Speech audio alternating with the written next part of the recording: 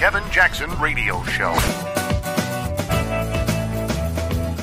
Welcome, everybody. Kevin Jackson here. It's the Kevin Jackson Show. KJRadio.com, where we talk politics. And you go, oh, we talk politics. That's a boring subject. Who wants to talk politics? Maybe politics used to be boring, but it's not anymore. You can reach us, by the way, at KJRadio.com or 844-551-8255. Why is politics not boring? Because politics transcends everything you do. I'm going to go on vacation. I promise you, where you choose is going to be driven by some of your politics. What are you going to go to Durango, Colorado? Now they have dopes, panhandlers all over the place. It's not what it used to be. It's a marijuana haven. City stinks. I can name other places. Reasons why. Were you planning on going to St. Louis to visit family and friends? Well, you better watch out because Black Lives Matters over there. Woo-hoo-hoo. Politics influences everything you do. You like sports? Have we talked about that a little bit? By the way, you guys, you got after me. Kevin, you should have talked more about football after the football thing on Sunday. Maybe so. Maybe so. We'll give you a lot of football today. How about that? Because it needs to be discussed. The outcome. We'll talk polling and different things. I heard CBS numbers had it down 19%. That's not a small amount. In business, that's a big deal. Now, that was year to year. So, in other words, last year to this year, down 19%. My curiosity is, what is it down from last week to this week? I don't have the numbers. Maybe, can you get those? Find them. See if we can find them. This is huge. I tried to explain to people on TV. I was on Neil Cavuto the other day, and I'm trying to explain to Charles Gasparini and some girl named Sabrina, and of course Neil, who go, we need to be focusing on tax policy, and he's trying to get this new tax policy through in Obamacare. And I go, yeah. And Donald Trump is doing it the right way. He is addressing all those issues in the NFL. And they're like, what is he talking about? Kevin's lost his mind. This man's gone crazy. No, I haven't. Let me explain something to you before we get into all of this. When I started this brand, The Black Sphere, and I said, and didn't know what I was writing about everything and thought I'd run out of ideas. And then I had a conversation with God, and I said, God, I'm out of ideas. He says, you're not out of ideas. You're just out of direction. You don't know where you want to go. Kevin, everything that you're talking about is in your wheelhouse. Practically every political issue is in your wheelhouse, bro. And I was like, God, I'm glad you're familiar enough to call me bro, but how do you say that, Lord? And he goes, well, you're going to have plenty to write about because everything that's involved in politics is about race or class, and you know about it. In fact, I prepared you for this. I made you get born to poor parents who went on to work for wealthy people. So if there's anybody that has a lesson in black versus white and rich versus poor, it's little Kevin Jackson. My Shetty Amore, pretty little. Oh, that's little Stevie Wonder. I'm sorry. Little Kevin Jackson. So he said, I didn't give you a voice for singing, but I gave you a voice. Shut up, I can sing. That wasn't too bad. But he said, I gave you a voice to talk about these issues and make people understand that all of this politics, all these political issues, all these things are reverting back to something that is destroying the fabric of this nation, a nation that I built for a reason. I made America what it is, Kev. And I said, Lord, that's a lot to put on my little shoulders. But I'll tell you this, I don't believe you. I don't think that you can put something in my mind that's going to let me talk about anything generically. I need to find a lane. Race and politics, race and class is one thing. But you're telling me it's in all of politics. And he said, you mark my words, young man. He didn't call me bro. He says, in the morning you wake up and you won't even know. You can have so much to talk about, you won't even know what to talk about. And I'm not even exaggerating this one bit. As God is my witness, the next morning I woke up and I was like, wow. The world had opened up. I figured it out. Everything we talk about involves one of two things. It involves a class battle or a race battle in a country where you regardless of your race, can be whatever class you choose. We're not talking about India where there's a caste system. We're not talking about countries where if you are a migrant, if you're a farm worker, that's what you're going to be. You can't get out of that. We're talking about a country, America, where you can be whatever you choose to be. Look, we just elected a dope-smoking piker to be the president of the United States. Now, if that doesn't tell you all you need to know, then shame on you. You missed the message. Well, I didn't miss it. So what did I do? I started talking about race and class all the time. They'd say, Kevin, Obamacare. I'd go, yeah. And they want you to believe that Obamacare is being implemented to help the poor. Obamacare is a ruse. They're robbing people. They're robbing the middle class.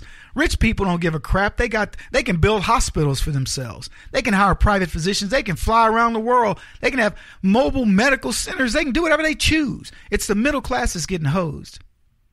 It's reparations through medicine. And that's what it was. That's what it is. No, our health care didn't improve. And then it verified itself when Valerie Jarrett went to black people and said, you know what? We gave y'all Obamacare. She wasn't talking about we gave y'all better medicine, better facilities. You got the same hospitals and the same doctors.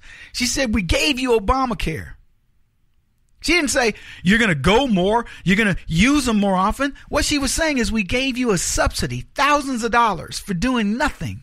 You can get that subsidy. Just in case you still got that crack cocaine habit. Oh, we helped you with that too because we made the same sentencing laws for crack cocaine and powder cocaine. The same. There you go.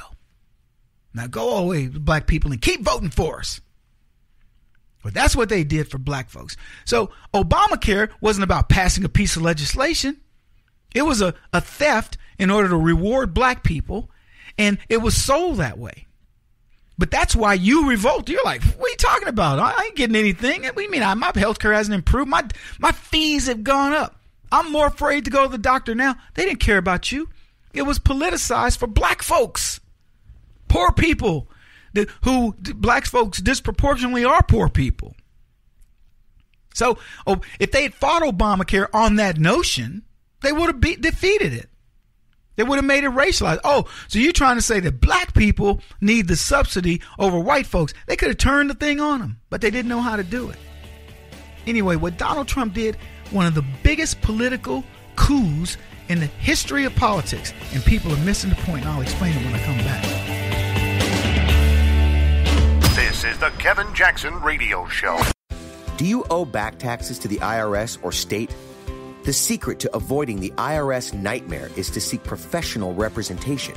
My friends at Security Tax Associates provide the most cost-effective and ethical representation in the industry while helping to avoid seizures, levies, and wage garnishments. Security Tax Associates is here to ensure that the appropriate steps are taken to permanently eliminate any possibility of future tax burdens once and for all. For a free, no-obligation consultation, contact Security Tax Associates, 844-779-4177. That's 844-779-4177. 844-779-4177, or visit them at securitytaxassociates.com.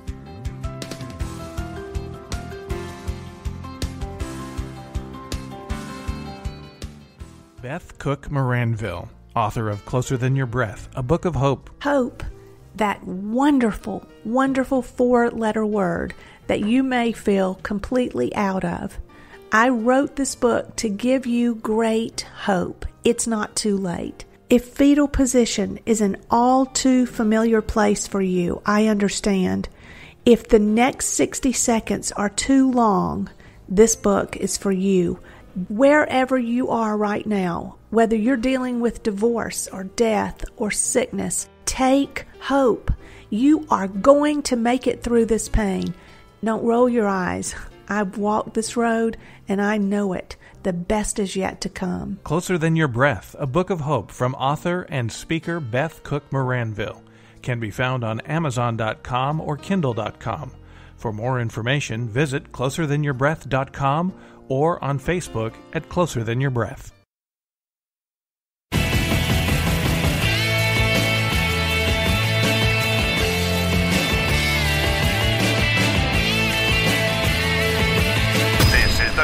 Jackson Radio Show. All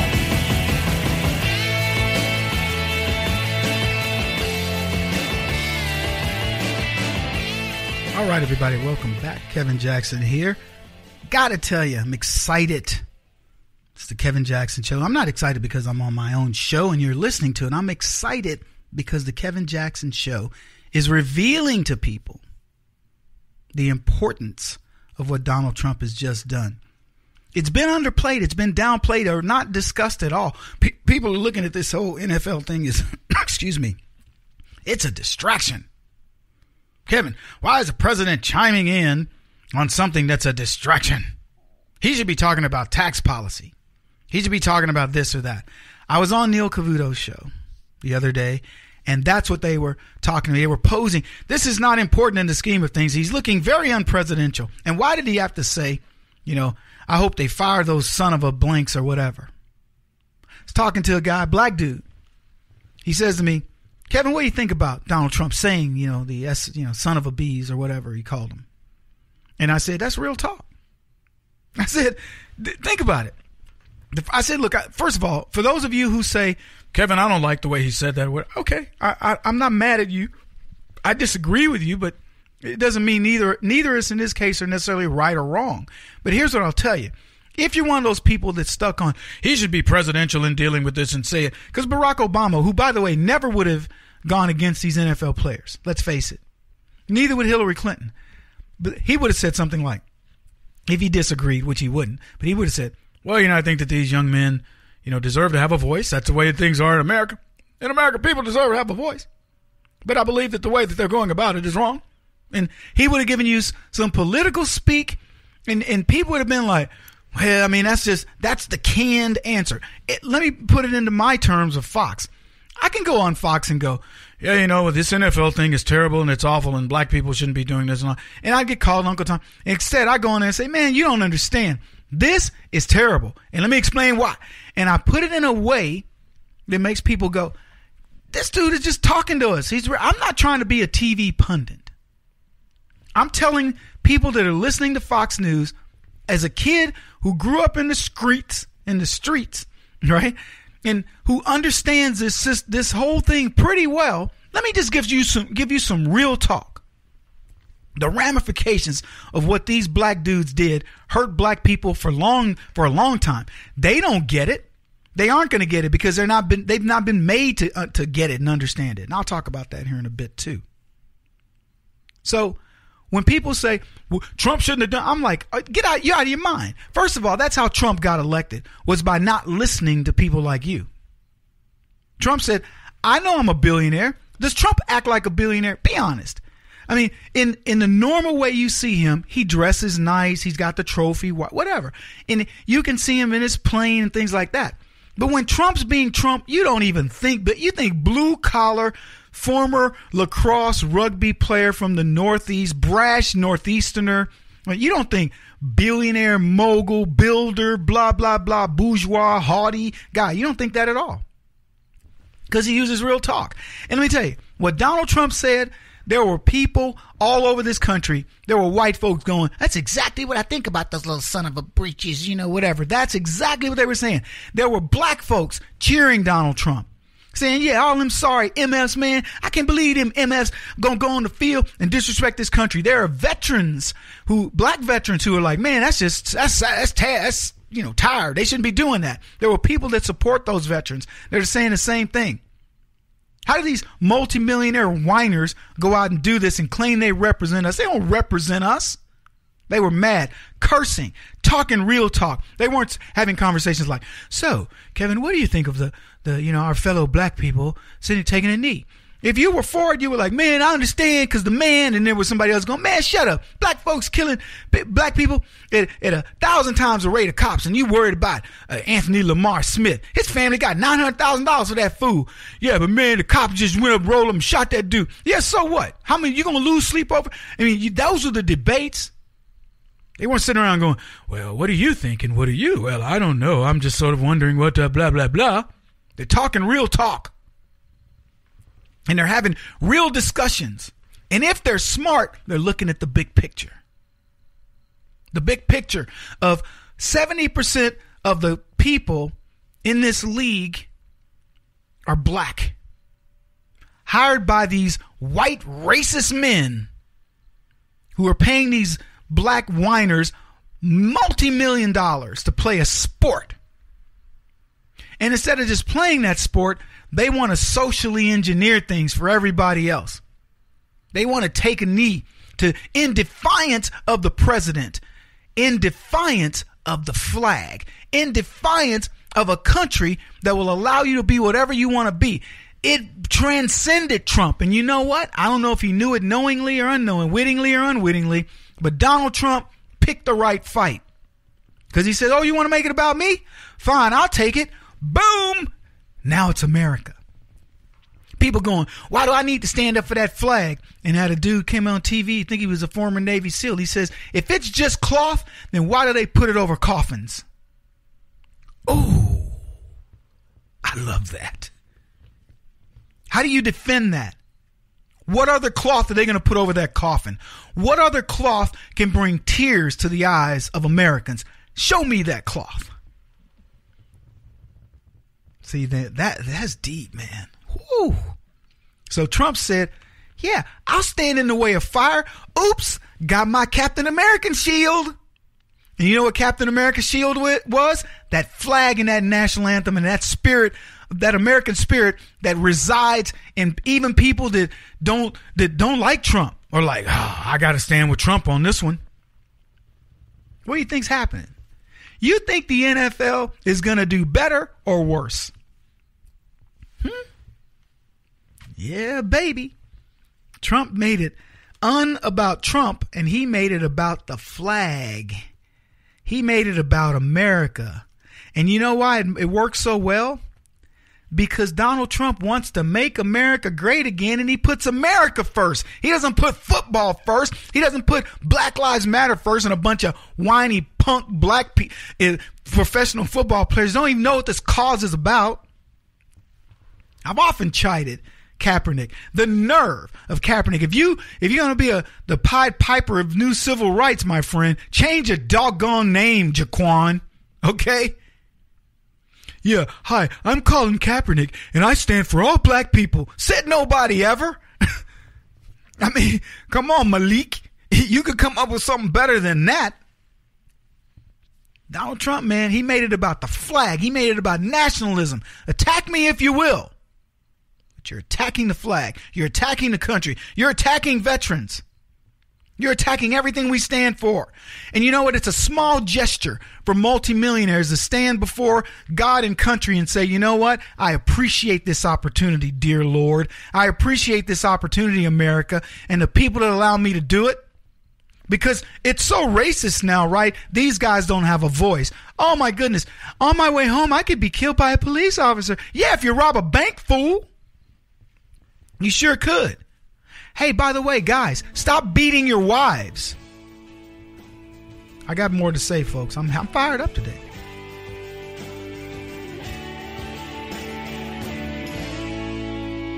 This is the Kevin Jackson Radio Show.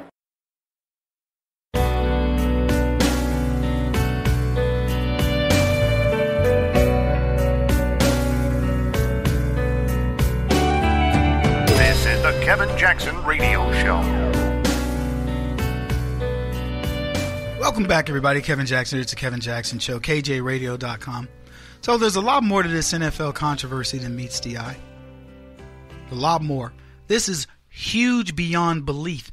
And I'm trying to explain it. I want you guys to understand that Donald Trump has a knack for putting his finger on the pulse of what's really the underlying issue to the issue.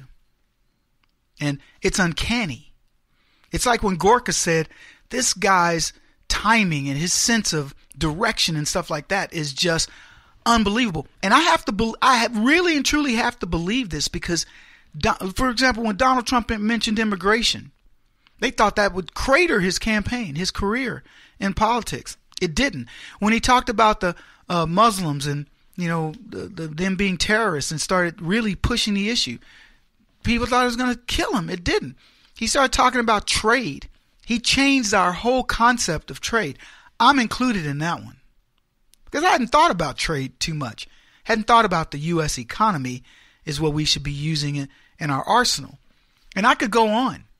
When Donald Trump makes a mention about it, you think about it differently. You think about it seriously, and he doesn't back down. So prior to the NFL weekend over Sunday, he was like, "Yeah, here's what we're gonna do." Blah blah blah with the NFL. Screw them. It's boring. And he brings up these controversial subjects. Well, they get lots of concussions.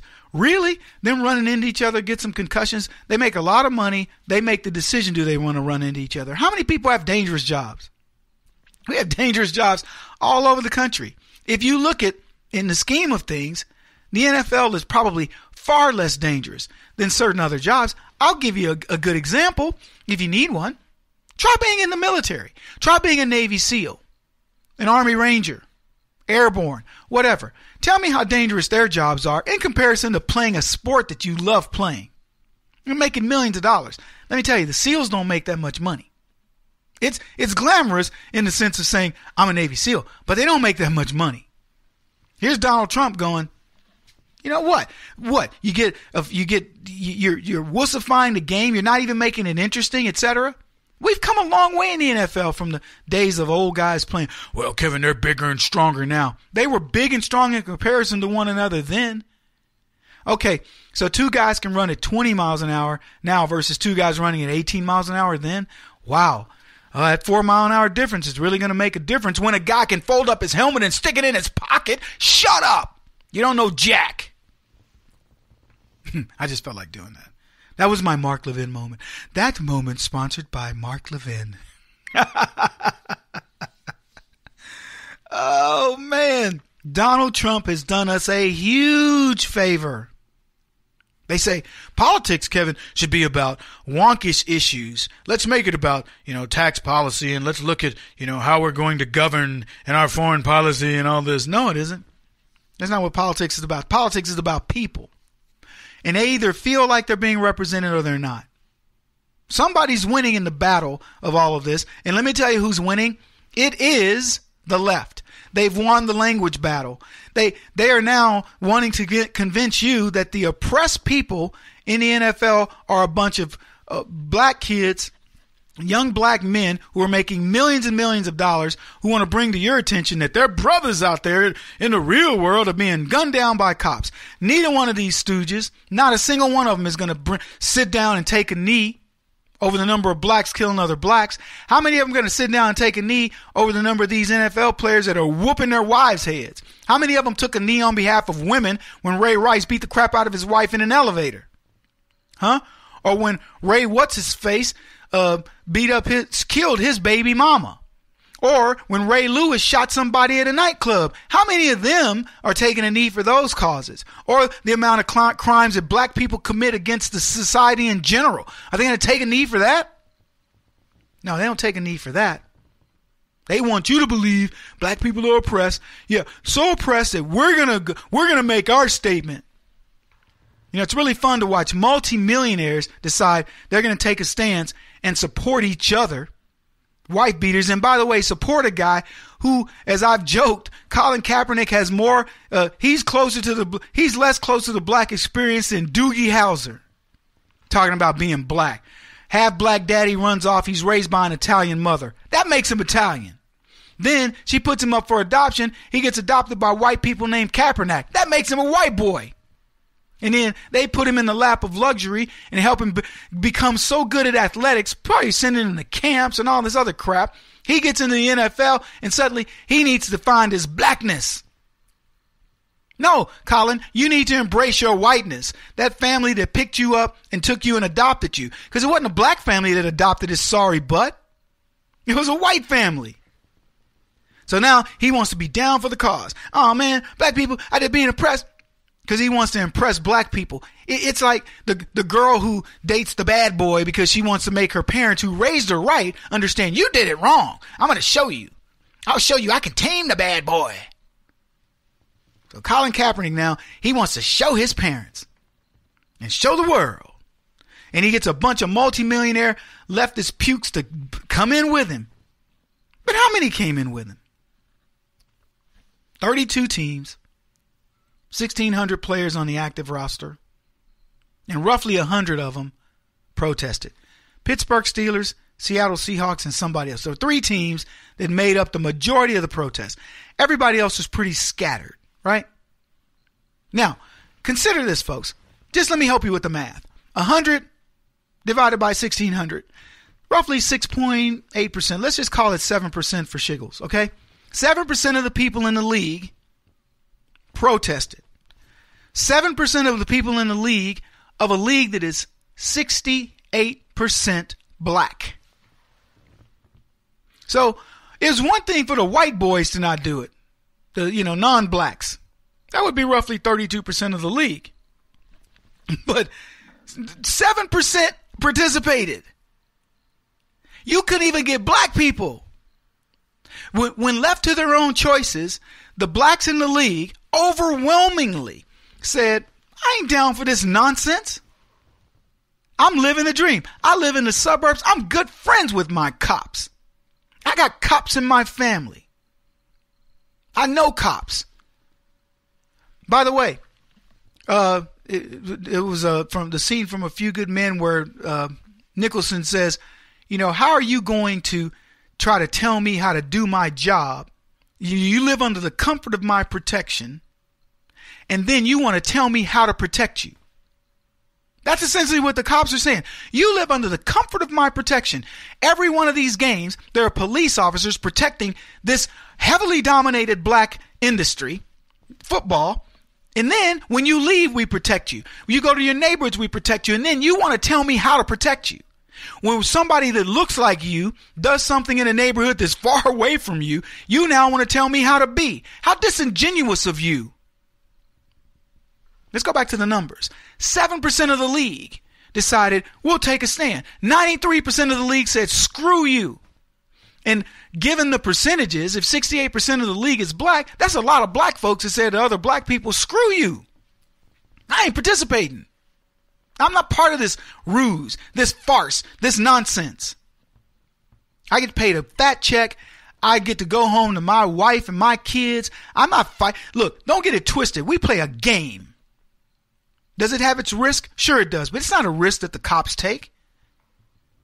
BLM out there trying to convince young black people that there's a conspiracy against them and it's from the police, while members of the BLM are the very people that the blacks better be the most afraid of. 7% of the NFL took a stand. Congratulations, NFL. That's what we're talking about here. 32 teams, 1,600 players. By the way, the Texans stood 100%. I bet there were other teams that were close to 100%. Pittsburgh Steelers, Mike Tomlin, we'll talk about him in a bit. But he kept his team in the locker room. Except one guy, Alejandro Villanueva, who said, no, I'm an Army Ranger. I stand for the flag. But we'll talk about that because there's some interesting developments in that story. See, the left can kill the Confederate flag, folks. But they can't kill Old Glory. See, Old Glory, you can talk about, it's racist, it's that. No, Old Glory has welcomed everybody. Old Glory gave us a black president. Worthless as that she-devil was, Old Glory gave us a black president. Old Glory's given us blacks that are doing amazing things. And what Trump did was masterful, and it has far-reaching impacts I'm going to go into. And I'm skipping around a bit because my mind is all over the place on this subject. Fox wanted me to come up to New York and do a panel discussion on this. I just couldn't get the timing to get it done. But this is an interesting topic on so many levels. It really is. The far-reaching impact of this, most people don't understand. Luckily for you, you're listening to the Kevin Jackson Show, and I'm breaking it down for you. I want you to I'm serious. This is truly, I feel like one of the best shows I've ever done. And we've done some good ones because I think that the insights here are going to be astounding to you. Kevin Jackson on the Black Sphere Radio Network. Do you owe back taxes to the IRS or state? The secret to avoiding the IRS nightmare is to seek professional representation. My friends at Security Tax Associates provide the most cost-effective and ethical representation in the industry while helping to avoid seizures, levies, and wage garnishments. Security Tax Associates is here to ensure that the appropriate steps are taken to permanently eliminate any possibility of future tax burdens once and for all. For a free, no-obligation consultation, contact Security Tax Associates, 844-779-4177. That's 844-779-4177. 844-779-4177. Or visit them at securitytaxassociates.com.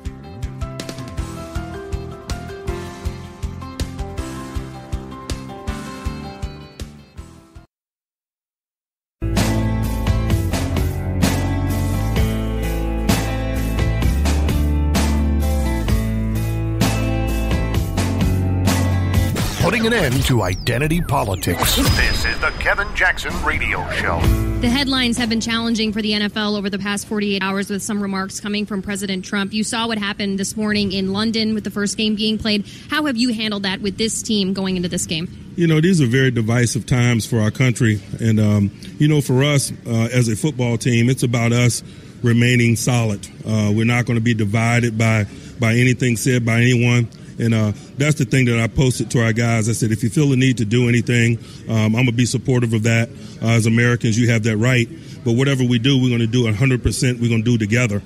We're not going to let divisive times or divisive individuals affect our agenda. This collection of men, we're chasing something here in 2017, and we're not going to play politics with football players, with football coaches. We're not participating in the anthem today. Not to be disrespectful to the anthem, to remove ourselves from this circumstance. People shouldn't have to choose. If a guy wants to go about his normal business and participate in the anthem, he shouldn't be forced to choose sides. If a guy feels a need to do something, he shouldn't be separated from his teammate who chooses not to. So we're not participating today. That's our decision. We're going to be 100%. We came here to play a football game. That's our intentions, and we're going to play to win. To be clear, that means your team won't be on the field. We will not be on the field. Welcome, everybody. Kevin Jackson here. That was Mike Tomlin, the coach of the Pittsburgh Steelers. This story, honestly, is a tale of two Steelers. Mike Tomlin, the coach, an ethnocentric black racist, and Alejandro Villanueva, who is an American hero. And I'm talking about a true American hero. So we just played the clip of Tomlin talking about the reasons and the rationale behind why he was going to keep his team off the field. Now, he's given you all the who shot John, but the fact of the matter is Tomlin is a typical black who feels the need to go along to get along. He is the wrongly used definition of an Uncle Tom, a step-and-fetch-it Negro who just wants to placate the black folks because he wants to feel good about who he is. He wants brothers to go, yeah, man, what's up? He doesn't care that whether it's right or it's wrong, and he knows it's wrong. He tests the waters to make sure he has the right decision this time, and he failed. His and the NFL's support of Colin Kaepernick has but one outcome. And so in that clip, he's quizzed by a reporter on what his team would do, the Steelers were going to do for the national anthem. And I love, it's such a contradiction. You know, these are very divisive times for our country.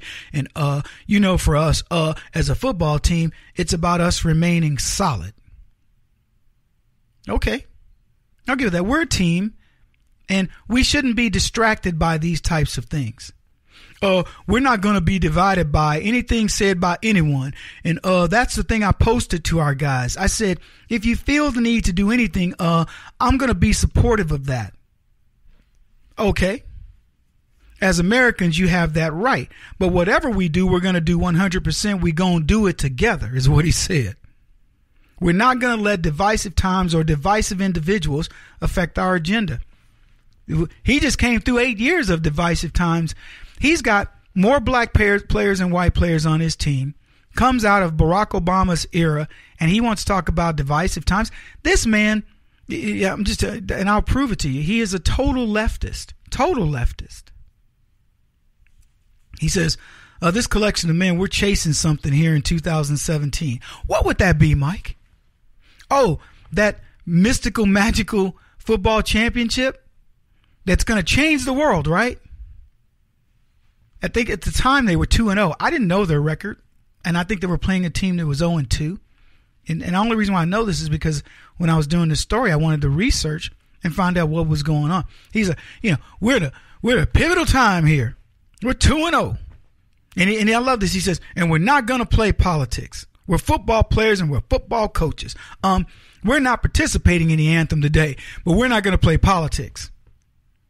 So every game leading up to that game, Mike Tomlin of the Pittsburgh Steelers, the coach of the Pittsburgh Steelers, had his team on the field for the national anthem. In every game up to that game, including after Colin Kaepernick's antics. And what does he do now? He says, I'm not going to let my team do it because why? As people say, Trump insulted them. No, he didn't. He insulted the people who took a knee, if you want to call it insulting them. I personally say he straightened them out. So what is Tomlin's beef in these trying times? So we're not going to do the anthem today. And I love this part. Not to be disrespectful to the anthem. Well, then what are you being disrespectful to? America? The citizens? The people who voted for Trump? The 69 or 70% of white folks that watch football played by 69 to 70% of black folks who are the ones playing it? He says, he claims it was to remove ourselves from the circumstance. So he never removed his team from the circumstances under anything Barack Obama ever did, or anybody else for that matter. But he's just we're not going to play politics.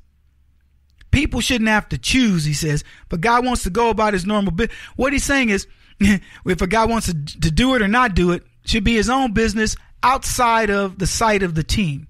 What about the guy who wants to go stand for the anthem? How about that, Mike Tomlin? What about that guy? Can he go do it? Because that's what Alejandro Villanueva did. Alejandro is a former Army Ranger, and he said, I don't give a crap what this team says.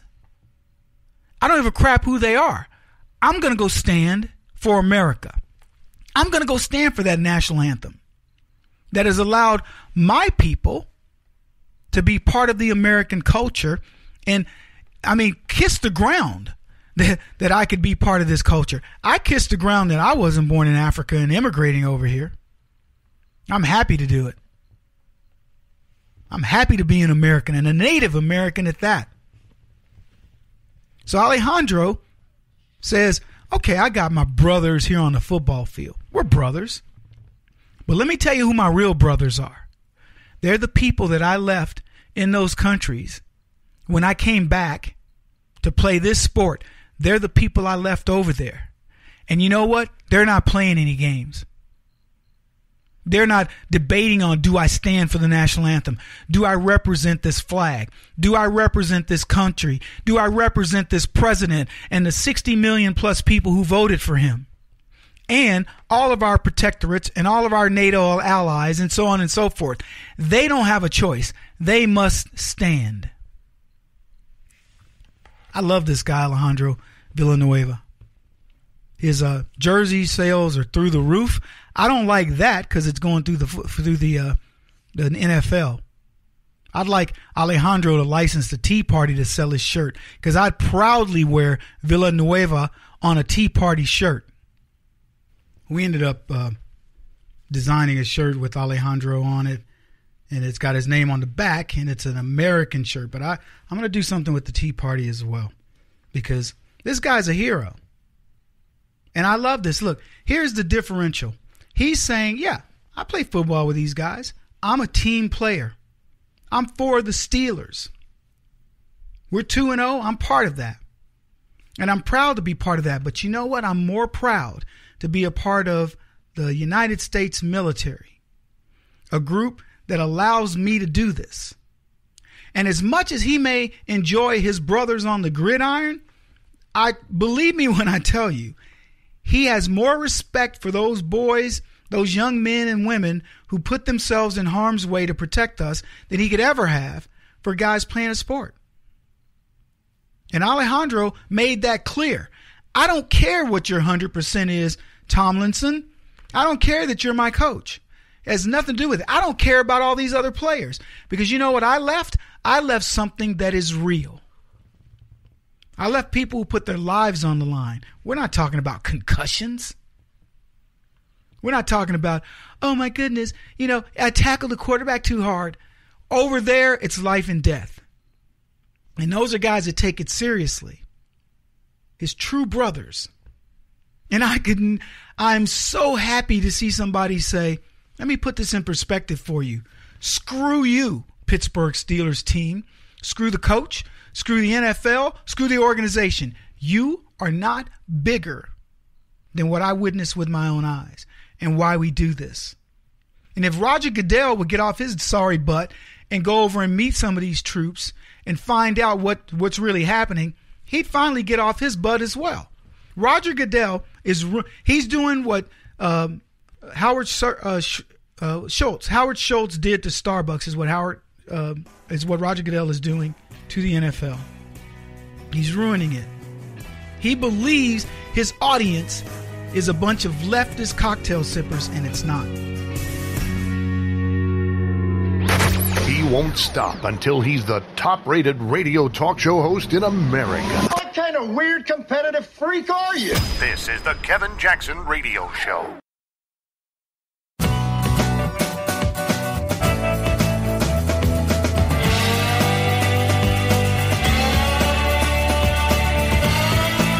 This is the Kevin Jackson Radio Show.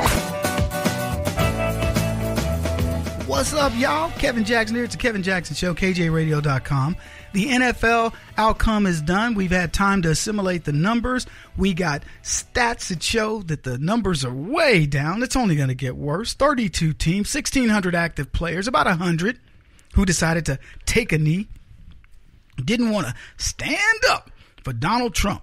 Didn't want to stand up for the national anthem. Didn't want to stand up for the flag. Didn't want to stand up for America. Decided they would protest all of that because we know how the NFL works, right?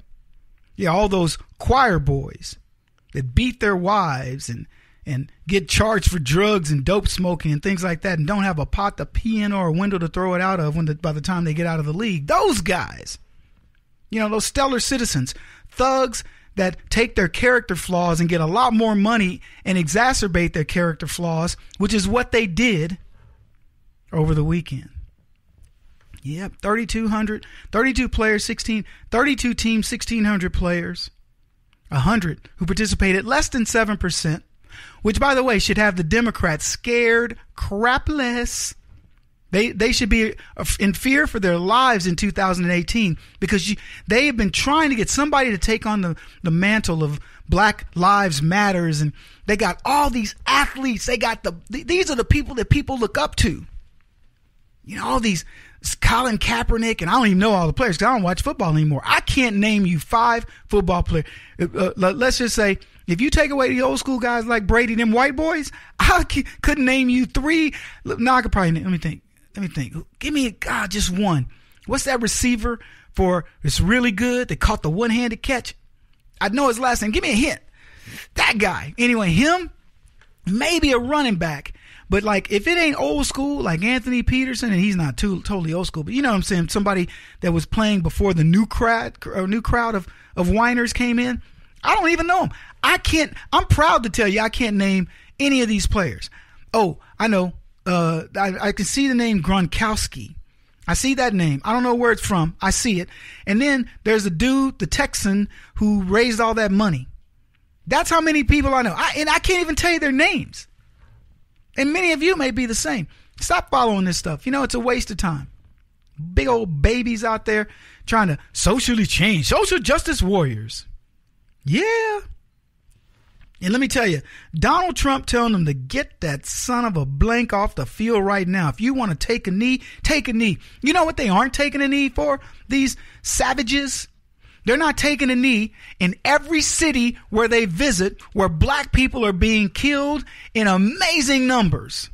They don't take a knee there when they go visit the Atlanta Falcons. They don't take a knee when they go visit the Houston Texans. They don't take a knee when they go visit the Detroit Lions. They don't take a knee when they go visit the Cleveland Browns or the Baltimore Ravens or whoever. They don't take knees in Indianapolis where black people are getting killed by black people every single day. And let me tell you something, folks. When that team flies in over the weekend and do their practices, come Sunday morning, let me tell you what those NFL black whiny multimillionaire babies, woe is me, Black Lives Matter princesses have to say if you put a gun to their head and ask them, name me the guy, the black dude who was killed last night in the hood of the city where you're about to play a football game, killed by another brother. Shh, name him. Because if you can, I'm going to blow your brains out. You'd have to kill them all. But they won't take a knee for that. They won't take a knee for all the ills that are going on in black society. The fatherless children. The kids that are that are born out of wedlock in unbelievably and quite frankly disturbing numbers. They won't take a knee for the number of children who are not being educated but being indoctrinated. They certainly won't take a knee for the number of black kids being killed in the womb by that racist organization known as Planned Parenthood. They won't take a knee for crime. They won't take a knee for the number of black businesses that are never going to get started because nobody's challenging these people to do something good in the neighborhood. They won't take a knee for the crappy schools. They won't take a knee for the crappy government that every one of these stupid blacks votes for in every one of these urban indoctrination centers that are run by Democrats. They won't take a knee for that. They won't take a knee for the outcome that Barack Obama promised in these inner cities that have left these kids without dreams while he worries about the dreamers that are over here illegally. They won't take a knee for that. Yeah, let's talk about what you want to take a knee for, you bunch of poverty pimps, multimillionaires. And they go overseas, and you know what they do? They represent us over there too. Woo-hoo-hoo. Look at us. We're representing black folks. We're representing America. Let me tell you something. There's not a country they could visit where if they said, I tell you what, you want to stay here, I'll replace you. I'll take your salary for a day and I'll go become an American. Name me one country where every one of those punks wouldn't be left behind. Because I know in London, or wherever they played over in, I think it was London, there are people lined up to take their jobs. And God forbid they go to Africa or Central America or somewhere like that. Somebody would look at them and say, you make how much? You work this much of the year and you make this much. You spend the rest of the time chiseling your body, becoming, a godlike, training to be a pseudo warrior on the gridiron, and you got the nerve to talk about your country? Please, excuse me while I go pick up 5 gallons of water and carry it back on my head so I can boil it in order to have potable drinking water for the next few days. Man, these people are crazy. And see, what I love about this is we are showcasing their level of crazy every single day. And it took Donald Trump to do it. Took Donald Trump to bring it to the fore. Everybody else wants to forget about it. They see it's the NFL, it's a sport. Well, let them play. Look at ESPN today and tell me you're watching a sports program versus a political program. Just watch it any day of the week. It's all politics, folks. Anyway, we got a lot to talk about. I'm going to talk about Anthony Weiner. Anthony Weiner a little bit later. I got to talk to you about the real outcome of the NFL. I touched on it on Cavuto if you saw the clip. It was truly one of my best interviews. I loved that interview. If I could finally get a word in edgewise here.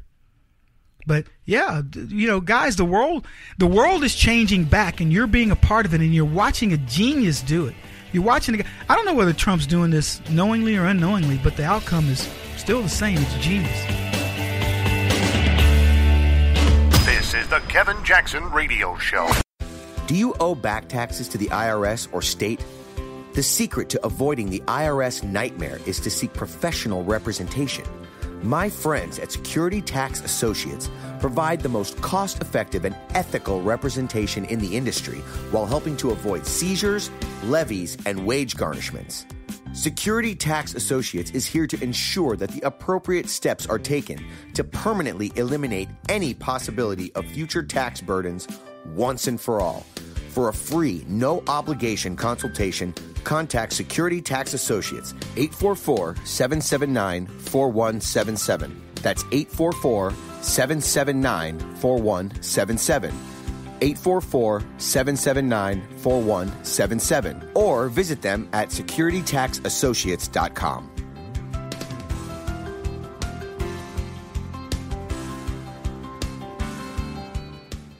Beth Cook Moranville, author of Closer Than Your Breath, a book of hope. Hope, that wonderful, wonderful 4-letter word that you may feel completely out of. I wrote this book to give you great hope. It's not too late. If fetal position is an all too familiar place for you, I understand. If the next 60 seconds are too long, this book is for you. Wherever you are right now, whether you're dealing with divorce or death or sickness, take hope. You are going to make it through this pain. Don't roll your eyes. I've walked this road and I know it. The best is yet to come. Closer Than Your Breath, a book of hope from author and speaker Beth Cook Moranville, can be found on Amazon.com or Kindle.com. For more information, visit closerthanyourBreath.com or on Facebook at Closer Than Your Breath.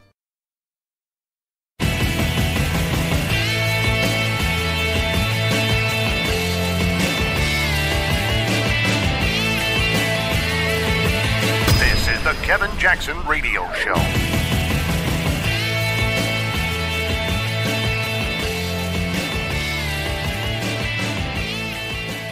Donald Trump is mean. He called the son of a beepy. Welcome back, everybody. Kevin Jackson. It's the Kevin Jackson Show. Defending you, enlightening you as to what's going on in the world, telling you how to look at things a bit differently. And let me tell you something. The most powerful political statement of Donald Trump's career was made against the NFL. You know what else it was made against? It was made against Target. It was made against Starbucks. It was made against every one of these companies out there who's looking at progressivism, buying into progressivism, and falling prey to the tactics of the progressives. That's what this was. This was business being able to look back at itself and go, wait a minute, what just happened? Oh, most people aren't thinking of it this way. Yeah, baby. That's why I'm a management consultant. Because I'm not going to look at this through the lens of, oh, Kevin, he's a racist and he did this because the NFL is black. How stupid is that? Donald Trump's going after the NFL because the players are black. Let me tell you, Donald Trump knows the owners of these companies, of these different franchises. They're billionaires like him. He's not attacking them white men. You'd have to be a fool to believe something so silly. Donald Trump's going to go after all these billionaires because he doesn't like that they're hiring black folks. I mean, that just shows you how much the left is willing to jump the shark. Donald Trump just said a ripple through the capitalism, through the economy that most people don't even understand. He said to companies, you know what? I'm sick of you being held hostage by this kind of nonsense. They're taking a knee. They are violating you as a company, as a country. Now, he can do that for the NFL because he put it into country terms. He's daring them, attack me, Donald Trump, because then you're attacking the flag and you're attacking the anthem, you're attacking the military, you're attacking the veterans. Do it. I dare you. Here it is, my chin. He's that boxer that's got the guy so beat down he can put his arms behind his back and stick his chin out and know nothing's going to happen. They don't even have a puncher's chance. The opposition can't even lift their arms to throw a punch the way this has been positioned. That's genius. He's going after him. And you know what he did? In a strange way, by taunting them with the softness of the sport and flying in the face of all of the injuries around, concussions and all that. And you look, it's up for debate. Do you get more concussions if you run into people at a high rate of speed? Yeah, you do. You absolutely do. But you get paid a lot of money to do it. I'll put it to you this way. I know people, if you said, look, once an hour, you need to run headlong into that wall, but keep your chin up, so you don't break your neck, but run into that wall. It's going to knock you down. You got to do that once an hour for an 8-hour shift, but I'll pay you $1 million a year. I don't know about you, but my hand's up. Now you might go, Kevin, that's a silly thing to do to make a living. You know what? What I'd ask him is, can I run into the wall 8 times in 1 hour and then I'm gone? Because I can cut my day short. I'm willing to do it. And I bet you many other people are. We look at things practically. But here's my point. Donald Trump taunted the NFL saying you're a bunch of pansies. You've watered down the sport. No wonder nobody wants to watch it. Can't do anything to the quarterback. Can't do anything to this, blah, blah, blah. And what he's saying is, you've made it so politically correct, nobody cares. What he's saying to business, let's take it out of the NFL and let's make it a business. He's saying you've watered down. You used to sell Coca-Cola. Let me make sure I'm clear on this, because liberals will think that this is a show that you can get your drugs. You can sell Coca-Cola. And then I take a sip and I go, this tastes a little watery. No, it's still Coke. We just had to put it over ice, and because you didn't show up fast enough, the water is in the Coke. Well, then it ain't Coke. I want a fresh Coke. And then they're like, but no, we can't throw this away. Yeah, you can. They're watering down the NFL. So what we've done, let's get it completely out of the NFL. We've watered down our corporations. I said this on Fox Business. We've watered them down. We've wussified them. We don't allow them to focus on their core business any longer. The core business of football is to find you an entertaining product. The most entertaining product. It would be like taking mixed martial arts while Dana White and MMA is on top and saying, we think that the rear naked choke is really not a good thing. And so no fights can end. As soon as blood appears, then the fight has to end. Doesn't matter what it is. Cut what. Oh my, because people get offended. Oh my gosh. Can you imagine the UFC if they go, yeah, well, as soon as somebody wobbles on their feet, that's it. They're done. How many guys have you seen recover from that? How many guys have you respected when you went, dude, he got smoked and he recovered? What a guy. I don't know about you. I watch MMA. I train, people in it as well. And I marvel at some of these guys. They're a beast. I marvel at them. I go, man, I'm fighting one of these guys. I hit him. Boom. I'm like, I'm shocked they didn't knock you out. Partially, it makes you understand that, you know what? You have to put some sting on some people to hurt them in real life. But then you remember that these are, the top 2% of the fighters in the world. But still, it makes you take pause. You marvel at the things that you don't know that the human body is capable of until you get in there and start moving around with somebody. You're like, whoa. But if you don't get to see that, then what good is it? It might as well be the WNBA. Which, for the record, I may start watching that. Because I guarantee you I'm not watching the NBA.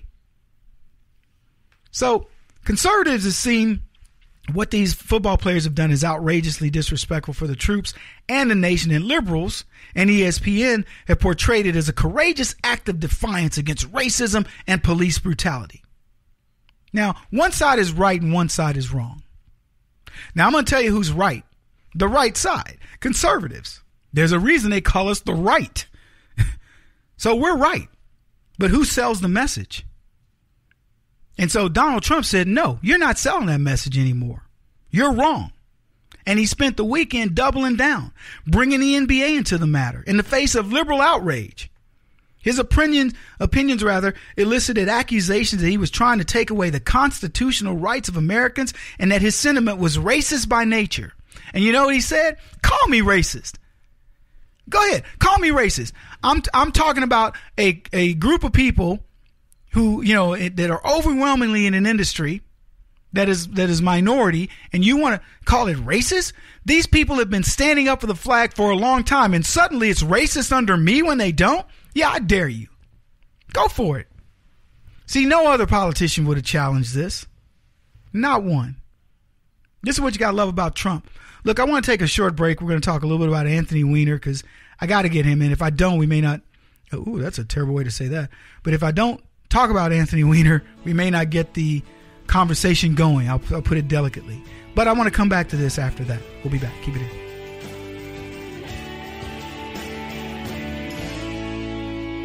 This is the Kevin Jackson Radio Show.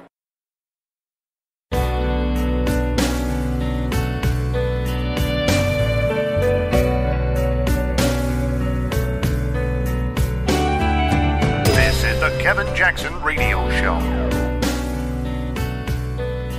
Welcome, everybody. Kevin Jackson here. It's a Kevin Jackson Show. Yeah. KJRadio.com. 844-551-8255. So we've added 2 new outlets and a digital affiliate. I'm not exactly sure the locations. I don't try to keep up with that stuff, but we are growing the show. We're appreciative of that. We'll be reaching out to some of you soon who love the show, and because we're going to try to staff up. We'll ask for a little bit of temporary support to do that. So, because quite frankly, we can't keep up with everything. Things are growing too fast, and that's a good thing. I'm happy for that. Anyway, here's what I want to talk about. Anthony Weiner is back in the news, and he got 21 months in prison. And so I jokingly said that Anthony's going to get an arranged marriage in prison, and where he's obviously going to get to play the Muslim woman. And and I firmly believe that. 21 months in prison on Monday from the sexting scandal that drove the New York Democrat. And I want to make sure I put that in everything I say about Weiner. He's a New York Democrat, like Chuck Schumer. And it drove him out of Congress, ruined his marriage, became even an issue in the 2016 campaign of Hillary Clinton because he's tied to those rascally Clintons. And the punishment is worse yet. To be associated with the Democrats, the Clintons, the Obama administration.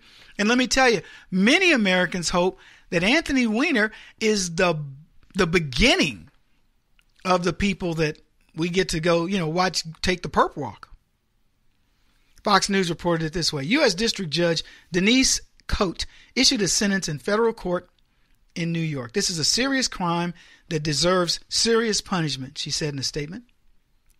The former lawmaker's sexting habits entered criminal territory when his illicit contact with a 15-year-old girl. Weiner, 53, had pleaded guilty in May to sending sexually explicit text to the girl across state lines. Like across state lines matters. Weiner agreed not to appeal any sentence between 21 and 27 months in prison. He openly... I hate to read this and chuckle, but it is funny.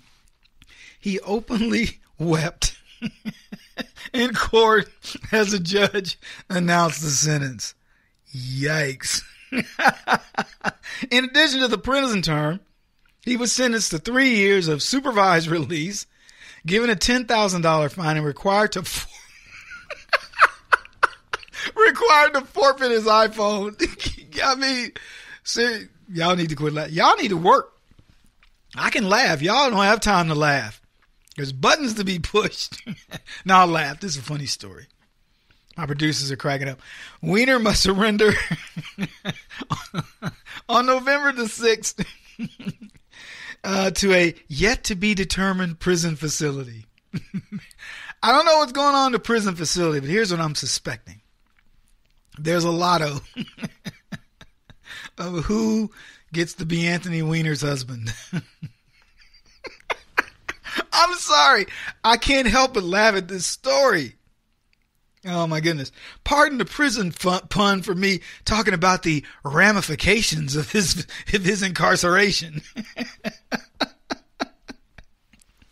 Weiner is isn't it ironic that Weiner was married to a Muslim woman and now he gets to play one?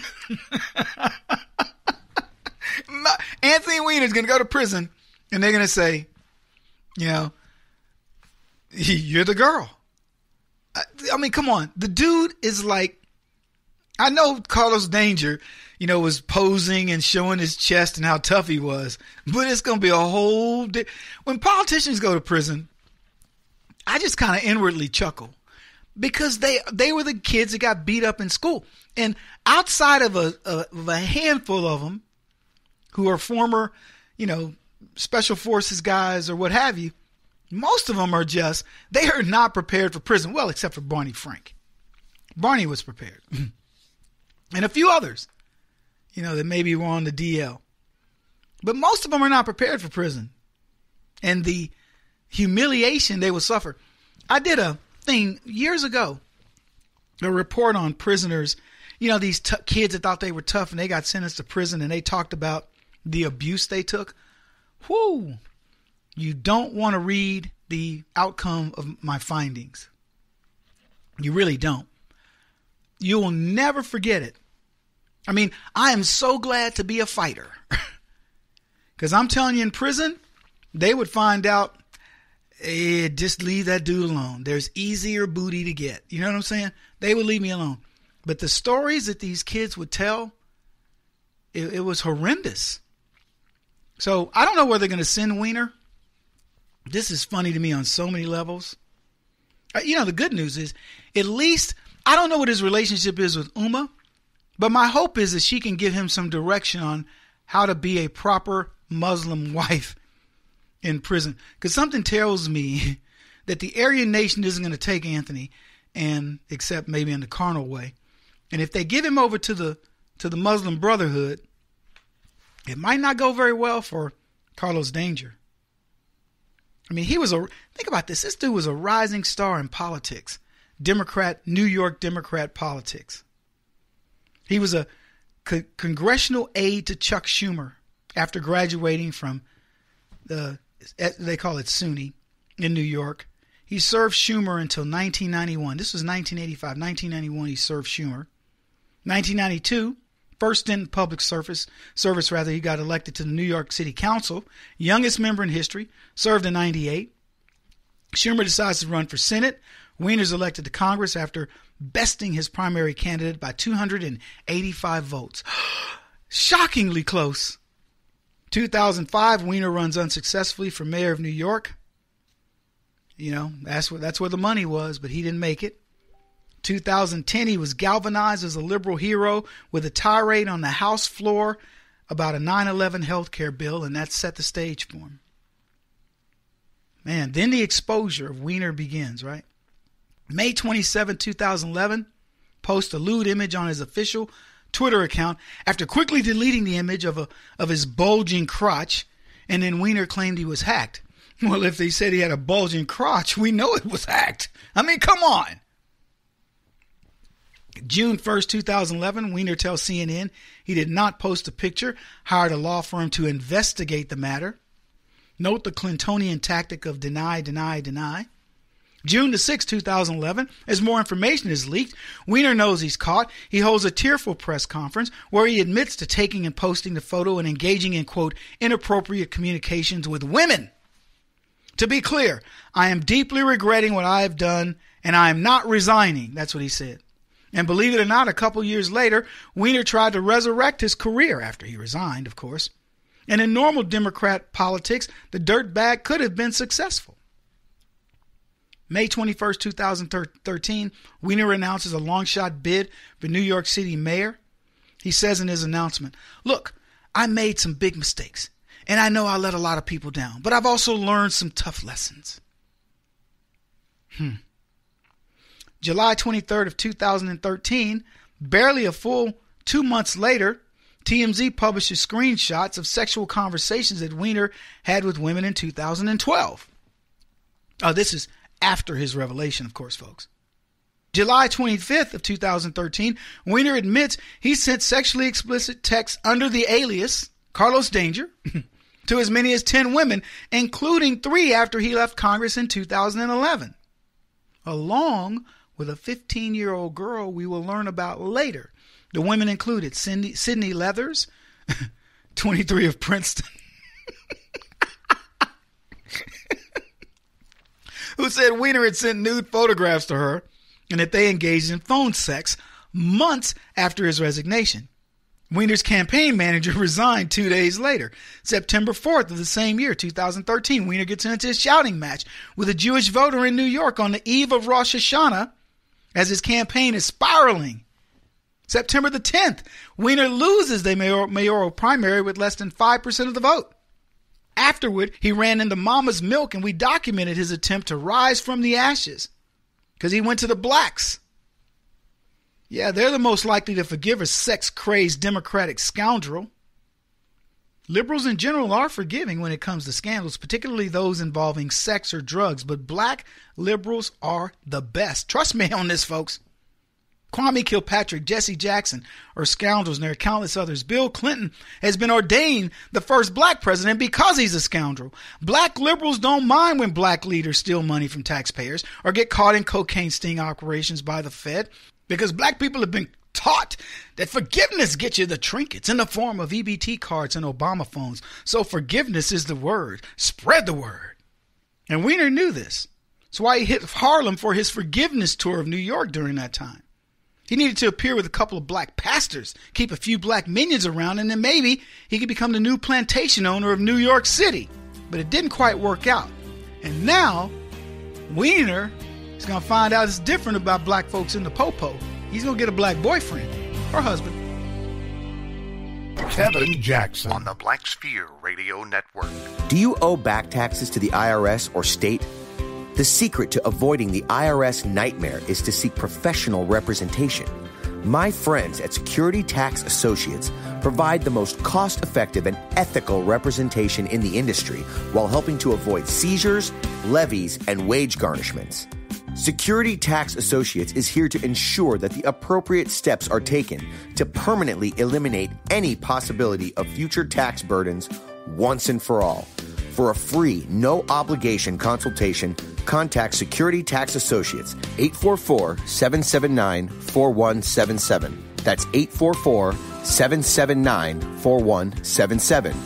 844-779-4177. Or visit them at securitytaxassociates.com.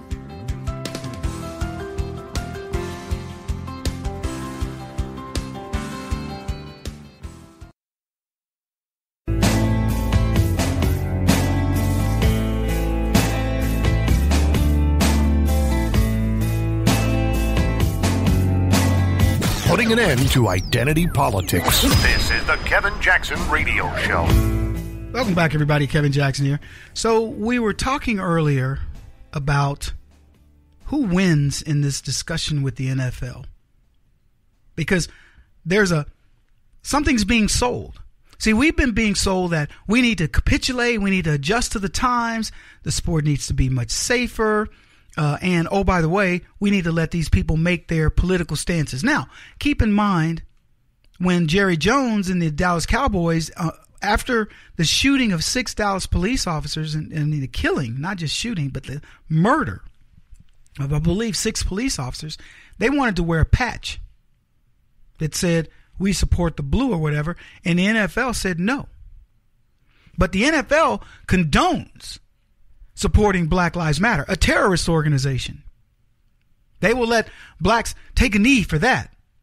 Probably even wear a patch if they'd ask. They will let the NFL players spit in the face of American citizens, its veterans, its president, and all that because they disagree with Donald Trump. Here's what I can tell you, and you know this to be true. You already know where I'm headed most likely. If Barack Obama had done exactly what Donald Trump did, you can bet your sweet buttocks that there would not be a single one of these black players taking a knee. You can bet on it. It's just a fact. That they'll do that because they believe in this politically correct climate that they're doing the right thing. The money's in it. Kaepernick just knew he's gonna make out like a bank robber, man. I mean, it's free, of course. He's gonna make out like a whatever. You know what I'm saying? He's gonna make out. I'll just leave it there.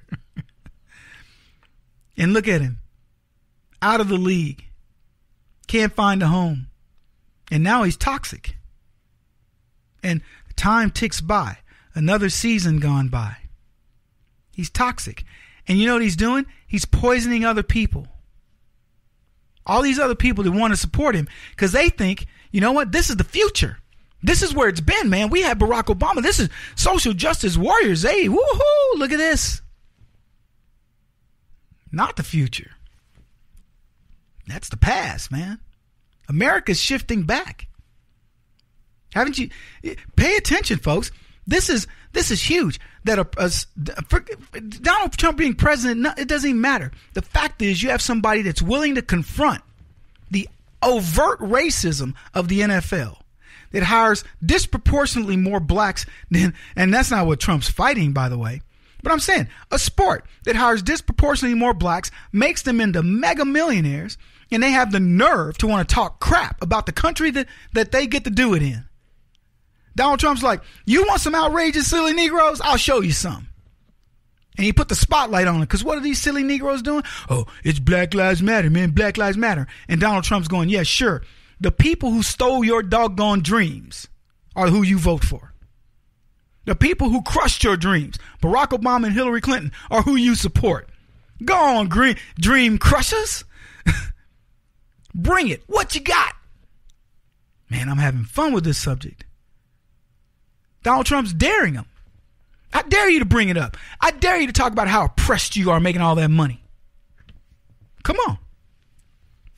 They publicly criticized him in this stupid national anthem protest. Players from the Baltimore Ravens, the Jacksonville Jaguars, took a knee while the team played in London, but stood for God Save the Queen. The Queen don't know them and don't care about them. If they want fire, let's make sure we get to Buckingham Palace in time. And I'm not saying she's cruel. I'm just saying, why would she? She got no more reason to stop for them than anybody else. Commentators, primarily from the left, saw the more players joining the protest as a major defeat for Trump. Look at all the numbers that have joined the protest. I gave you the numbers, less than 7% in a league that is 68 to 70% black. I don't know the numbers, but I've seen those ranges. They got 7%. And by the way, had whole teams doing it. The Ravens and whoever else, the Jaguars. Let's see, that's Baltimore Ravens and where the Jacksonville Jaguars. I don't know much about Jacksonville, but I know a lot about Baltimore. They killing some black people in Baltimore. Man, it's for sport over there. It's like St. Louis. Look, Kroenke had the good sense to move the Rams out of St. Louis because as small as that little town is, you're liable to be killed. He could have lost 2 football players in St. Louis, not by cops. Going to the club. Dun, dun, dun, dun, dun, dun. What? What you looking at me hard for? End of story. So they say Trump is losing. New York Magazine's Jonathan Chait, he thinks that Trump turned the kneel into a free speech issue. He says it's going to earn the sympathy of Americans. Let me tell you something. You know what earns the sympathy of Americans? When a president stands up for the country and says, why are you kneeling during our national anthem? That's what gets the sympathy of the country. And if I'm lying, I'm dying. It's already proven itself in the polls. I don't have any official polls in front of me because my producers have not produced that. But I will tell you this. I'm convinced beyond belief that more people side with the president on this than any of them that would side with those criminals, those thugs making big money in the NFL. That's what I believe. Trump has taken the side of the flag, and he's provoked multimillionaire, whiny black athletes into opposing patriotism. Because guess what, America? Nobody wants to admit what I've been telling you for a better part of certainly a better part of a decade. Black people hate America. Black leftists do. Not me. Not people like me. Me and Alan West, Star Park, we love America. We love America. You kidding me?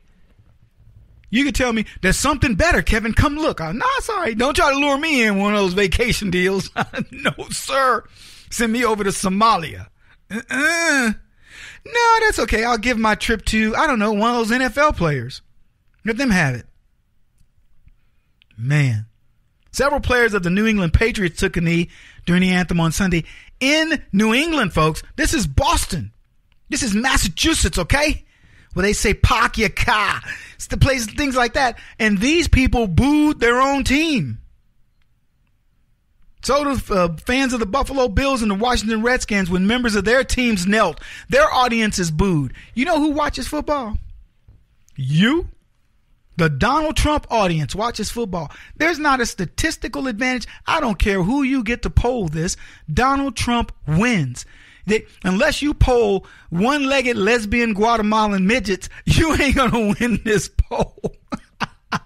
No way. Hardly two more liberal, anti-Trump areas in America than Boston and D.C. Metro. And even the fans who live there can't stand protest against the anthem. Hallelujah. Preach it, brother. Rather than earning sympathy for free speech, more players joining in the protest is going to alienate the NFL. That's what it's going to do. Fans are already abandoning. Polling last year showed an overwhelming number of Americans want politics off the field. They're sick of it. It's intrusive to your life. You got to deal with it when you talk about, oh, Donald Trump wants to get rid of Obamacare. Yay! Leftists over there going, no, it's Barack Obama's. Please don't. It's really good. He's black, remember? He wants to redo tax policy. No. Why? Because Barack Obama was so good. He knew exactly what he was doing, right? That moron didn't know anything about the economy. Donald Trump's messing with our foreign policy. Yeah. How about making one that we can win with? Donald Trump, man, is a rock star. To even compare him to Barack Obama, when Donald Trump gets up in the morning, gives a little slap and tickle to Melania and puts on his house shoes, he's done more than Barack Obama did in 8 years for this country. Hardcore Patriot fans, folks, booing their own players is not a good sign for somebody that's going to come out on top. Same with D.C. Metro. Donald Trump's going to win this, and he knows he's going to win it because he's got a knack for it. Trump was hardline against immigration, the Muslim ban. He got scorned from the left on both those issues. And guess who won? Do I need to have people remember who won that election? Your guy, our guy. Anyway, they can kill the Confederate flag, folks, all they want. But you know what you will not stand for? And I'm glad, because I won't. We will not stand for them trying to kill Old Glory, trying to kill the flag that people bled for. As the old saying goes, these colors don't run. And they don't run from leftism in America. In this Civil War, we're fighting with these putzes. He won't stop until he's the top-rated radio talk show host in America. What kind of weird competitive freak are you? This is the Kevin Jackson Radio Show.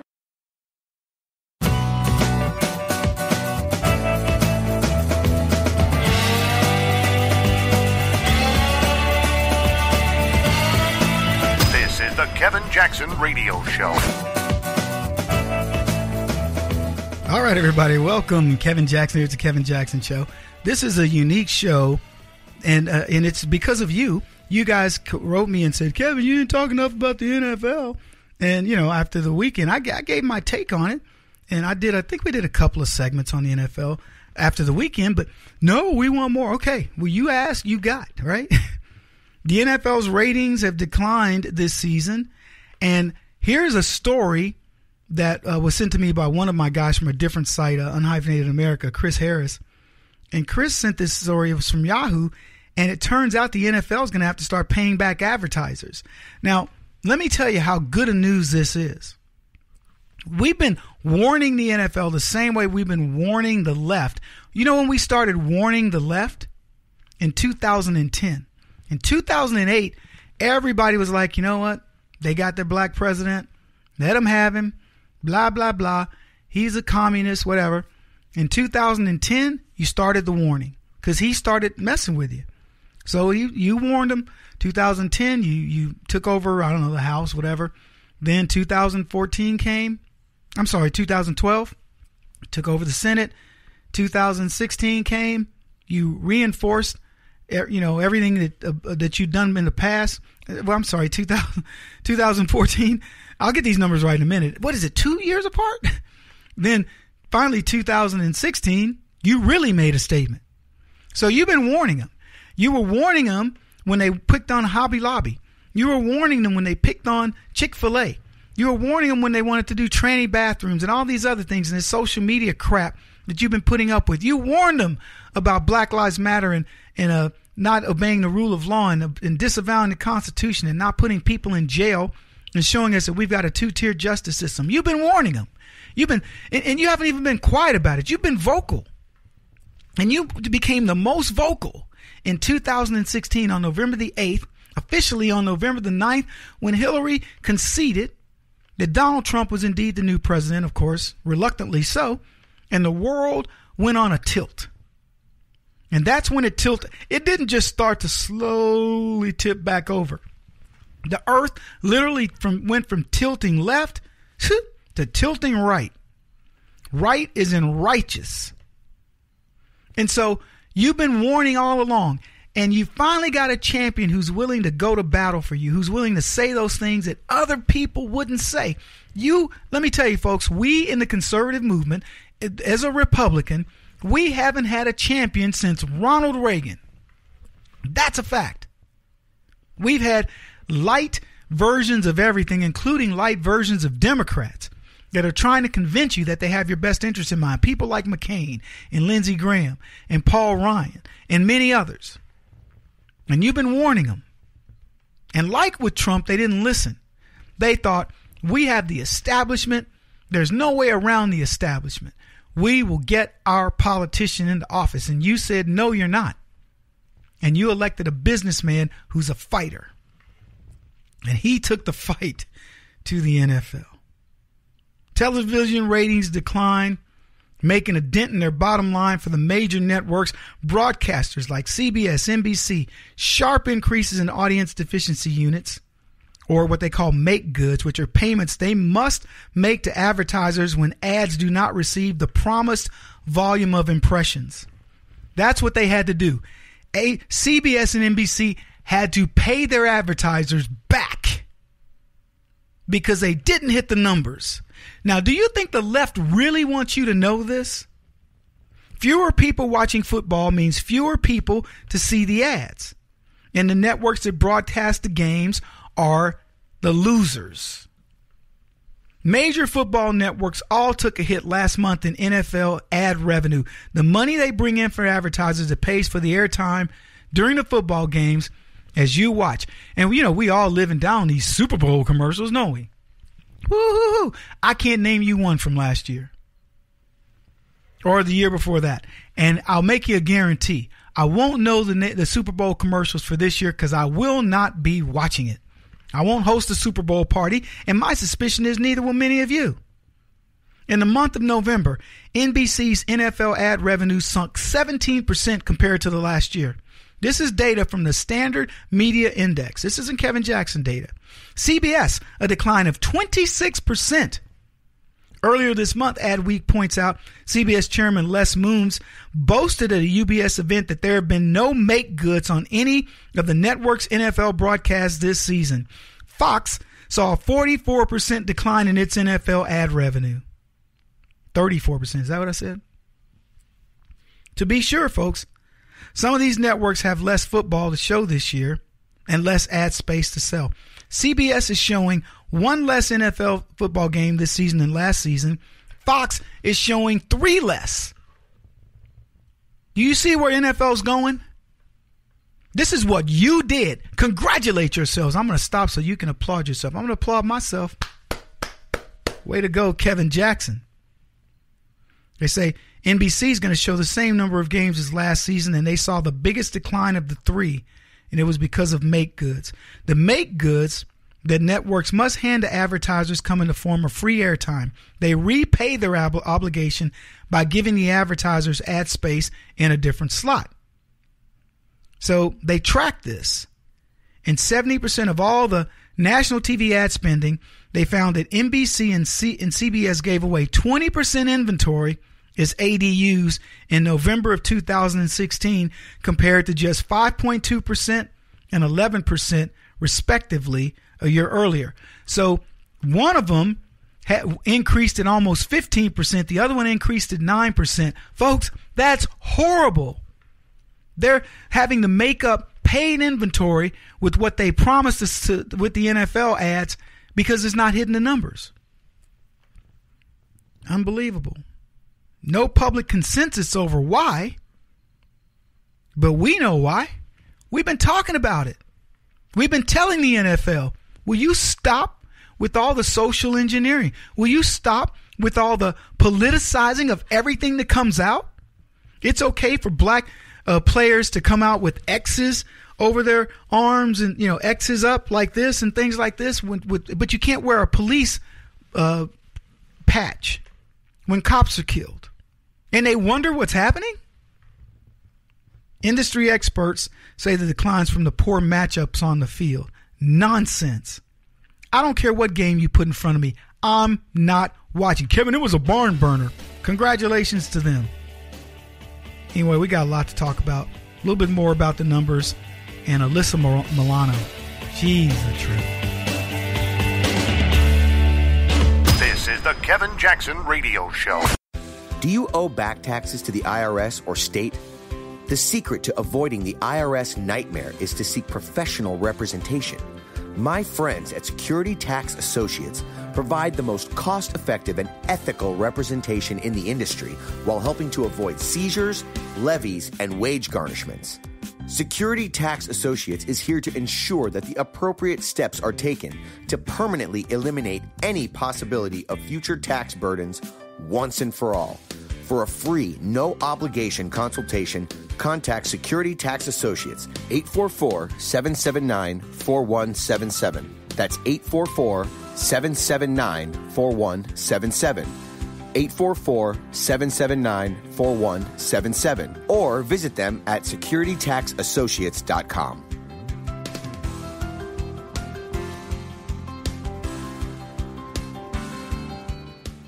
Beth Cook Moranville, author of Closer Than Your Breath, a book of hope. Hope, that wonderful, wonderful 4-letter word that you may feel completely out of. I wrote this book to give you great hope. It's not too late. If fetal position is an all too familiar place for you, I understand. If the next 60 seconds are too long, this book is for you. Wherever you are right now, whether you're dealing with divorce or death or sickness, take hope. You are going to make it through this pain. Don't roll your eyes. I've walked this road and I know it. The best is yet to come. Closer Than Your Breath, a book of hope from author and speaker Beth Cook Moranville, can be found on Amazon.com or Kindle.com. For more information, visit closerthanyourBreath.com or on Facebook at Closer Than Your Breath.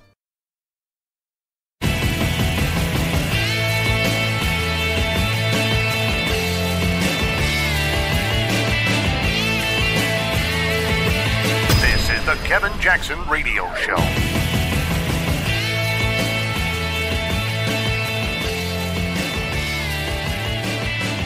All right, everybody, welcome back. Kevin Jackson here. We are talking football. It is a sports program. It is Kevin SPAN. We need a jingle. We need a sports jingle. Kevin Jackson here, talking sports. NFL under fire by Donald Trump. Oh man, this is huge, folks. Do you understand the impact of what I'm talking about with Donald Trump? What it's going to mean not only for business, what it means in the way of social engineering, how people are going to start looking at these babies on these issues in the black community. Donald Trump may have done more to help blacks in business, to help blacks in the political arena, and to help the black culture, if you will, grow up. Put on your big boy pants than any president in history. This is a civil rights movement that people don't even get yet. I don't understand how people are not seeing this. They've been trying to paint Trump as a racist and all these other things. And Trump's going, look, if you're for America, I don't care what color you are. Doesn't matter to me. Go for it. And he's challenging, man, and it's a no-lose situation for him. The leftists are, Donald Trump, man, he's picked a fight with the wrong people. What? Who's he picked a fight with? Is Barack Obama going to chime in? I don't understand why Donald Trump doesn't want people to sit down for the anthem. So, excuse me, Mr. President, Mr. Former President, are you saying that you would not mind if people sat down for the national anthem? Are you saying that you do not mind if people do not like America? Well, what are you saying there, Mr. President? Where is Barack Obama on this? I'm just curious. What's going to be his take? I love this, man.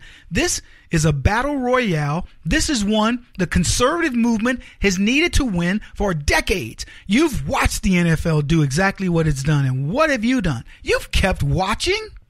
Oh, I know the numbers have started to trail off. It's been a slogan. The NFL should have already self-corrected, to be blunt. If they were true businessmen and not looking to satisfy the pansies that don't even watch the games. You know, that's like telling, we're going to satisfy the LGBT. We're going to get us some Michael Sam to come play us some football. Okay, and then what? You're going to get an influx of the LGBTQ community. Oh, man, since they like Michael Sam, I'm going to have to start watching me some football. No. Said no guy ever. Or gal or whatever they call themselves these days. They don't care.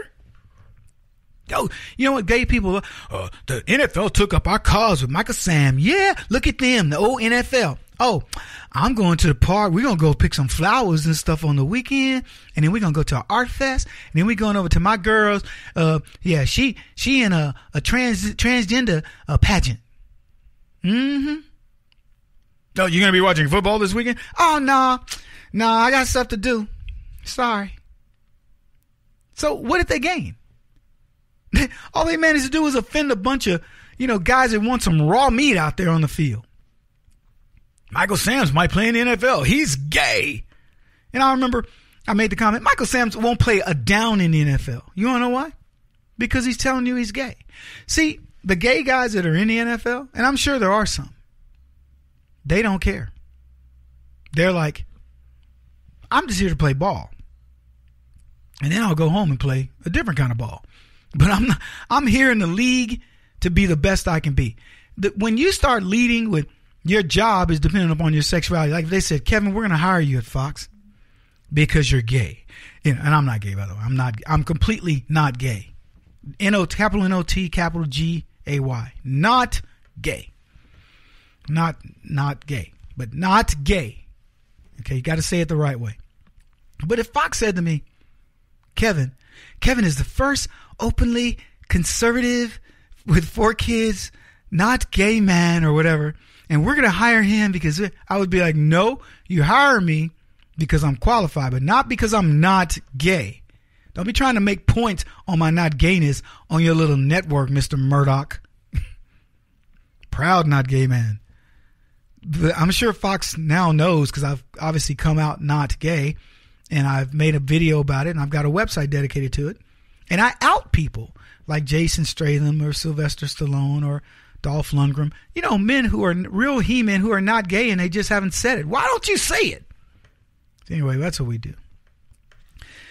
So long story short, I wouldn't want to lead with my sexuality. Well, Michael Sams, I'm gay. I'm going to be the first openly gay football player. No, you're the first guy that openly gay who couldn't even make a practice squad. I mean, he made a practice squad for a minute. He was gone. Now, have you even heard his name? No. Mr. He's so brave. It's hard to believe how brave that boy. He's so brave. Oh, I can't believe it. This is ridiculous. So they're taking it in the shorts, man. November 2016, the overall TV market was down 2.4% over the previous year. This is in the NFL. And the same is going to be true of the NBA. Trust and believe when I tell you the NBA is about to get hit, but hard. The NFL will take its lessons and the NBA will go, look, Stephen Curry, if we win the series, you're going to the White House, period. The entire team is going, and that's it. It'll be part of their contract. I can't wait to see people getting into this type of thing, seeing the reaction to Donald Trump and watching change in corporate America. And for the record, it won't just be them. I want to see when corporations start saying things like, look, we're disbanding all of our, color-based, gender-based employee employee things. You want to be in the engineer society, it's all engineers. Black, white, female, whatever. Nothing that has to do with race, creed, color, blah, blah, blah, sexual orientation. Gay employees of General Dynamics. What's that? What good is that going to do you? Are they going to make gay products? We're going to make us a gay fighter. A jet fighter, and it's gonna be it'll be camouflage in a rainbow and have a unicorn on the front. And yeah, it does nothing to say that, oh, we're the gay group, gay employee of whatever. That is nothing but asking for trouble. That's cancer in your company, and everybody knows it. The employees of a company don't care. Look, they don't care about your sexuality. The people around you may say, so, hey, Bill, what you do last night? Oh man, me and my significant other, we went to this or that, and he was mad at me, so I slept in the other room. Oh, okay, well, cool. Hope y'all pull it together, man. But they don't need you flamboyantly talking about, I'm gay, y'all better recognize, and it's Gay Pride weekend, woohoo, and all the other stuff. That has nothing to do with the company. But we've made it that. Oh man, we have let things just get so flipped. And Donald Trump, in one fell swoop, is already straightening this crap out. He's got people talking about this, going, well, what do you think? I don't know. What do you think? I don't know. You tell me. NFL on the ropes, getting their butt kicked. And week after week, they're going to start giving you stats week upon week. Best matchups. See, they want to blame it on matchups. And all. It's not matchups. It's the fact that they've been kicking you in the you-know-what for a decade.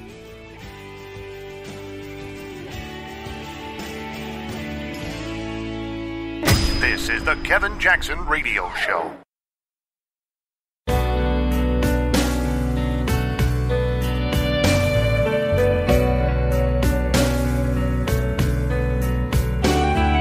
This is the Kevin Jackson Radio Show.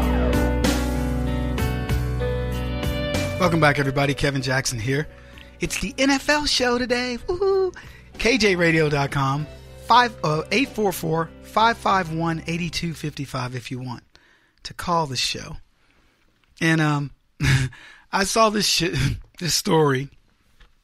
Alyssa Milano broke Alyssa Milano. And I figured out the reason why Alyssa Milano is broke is she spends too much time not doing her job, not focusing on what it takes to make money, and hating on Donald Trump.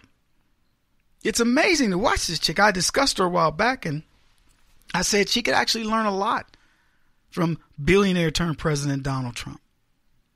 She filed a $10 million lawsuit accusing her former business manager of severe misconduct that caused her to spiral into financial disaster.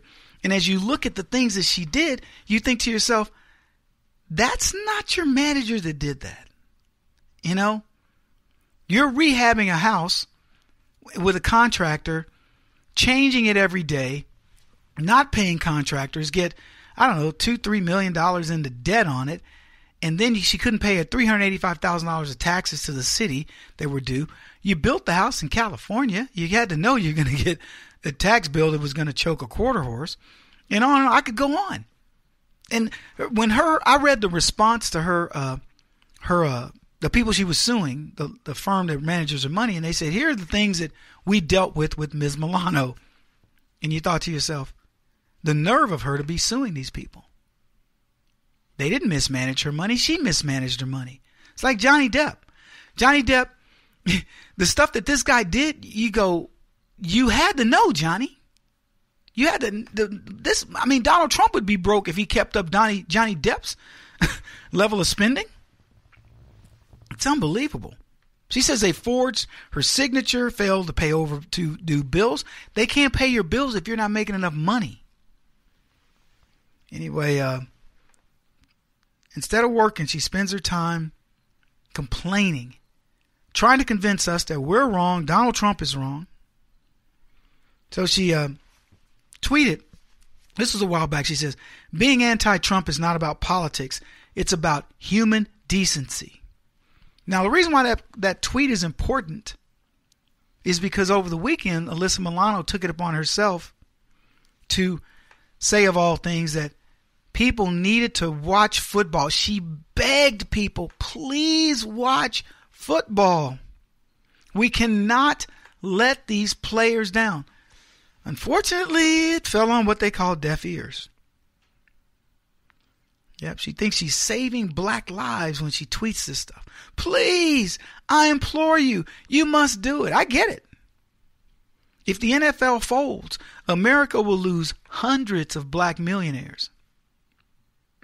These young black men will be destitute even faster than when they retire from the NFL. They will join the ranks of Alyssa Milano and Johnny Depp and others. The horror. You know, Alyssa Milano could be doing herself a favor by saying, let's get these young black men into classes where they know what to do with their money. And, oh, by the way, can I take it? Can I audit that class? Another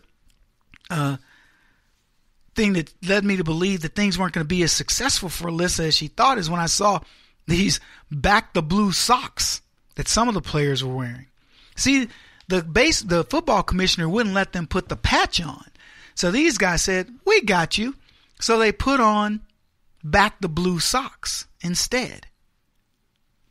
Now, let me tell you, that warmed my heart. Remember the NFL player who wanted to cut the heads off of cops? You remember that guy? Yep, young black football player bought into the lie of the Black Lives Matter movement. His name is Isaiah Cromwell. Running back for the Cleveland Browns. And it caused a stir because, you see, it's like an ISIS reference. Incited violence against the police. Posted a tweet with the police guy getting his throat cut. And he got a rude awakening. Ended up in doing something pretty miraculous, in fact. And let me tell you what he did. He actually ended up donating money to the Police Officers Association and saying to people, hey, look, I'm sorry. That was in poor taste. Wrong thing to do. So, but here's what I want to talk about with Alyssa Milano. So she says Trump is a bad guy. She says that it's not about politics, it's about human decency to be against Donald Trump. And she says support the NFL and particularly these black people who are anti-Trump for whatever reasons. And so I was thinking, does she even realize who she's supporting? Ray Rice beat his wife in an elevator. But Milano and other leftists can overlook wife beating Ray Rice and others as long as it supports the narrative of Trump being a racist against rich, millionaire, black sports figures. She's okay with it. And what of Greg Hardy? You guys know this guy? The Panthers Pro Bowl defensive end was found guilty of assaulting a female and communicating threats. The female was his girlfriend or his wife, one or the other. And he also had a few drug charges. But you know what? We want to protect those with human decency. Ray McDonald. Here's what was reported on Ray McDonald in May 25th of 2014. Police responded to McDonald's San Jose, California home after a woman allegedly grabbed a gun during an argument with her fiancé. The gun was registered to the fiancé, McDonald. The police report did not name McDonald or the woman, but it mentioned an engaged couple living at the address where McDonald was known to live with his fiancé. Now see, that's San Jose, California, where they cover up stuff for leftists, particularly those who are being oppressed. I want you to understand these are the police that have not arrested either McDonald or his fiancée for menacing a firearm. But then again, Black Lives Matter, right?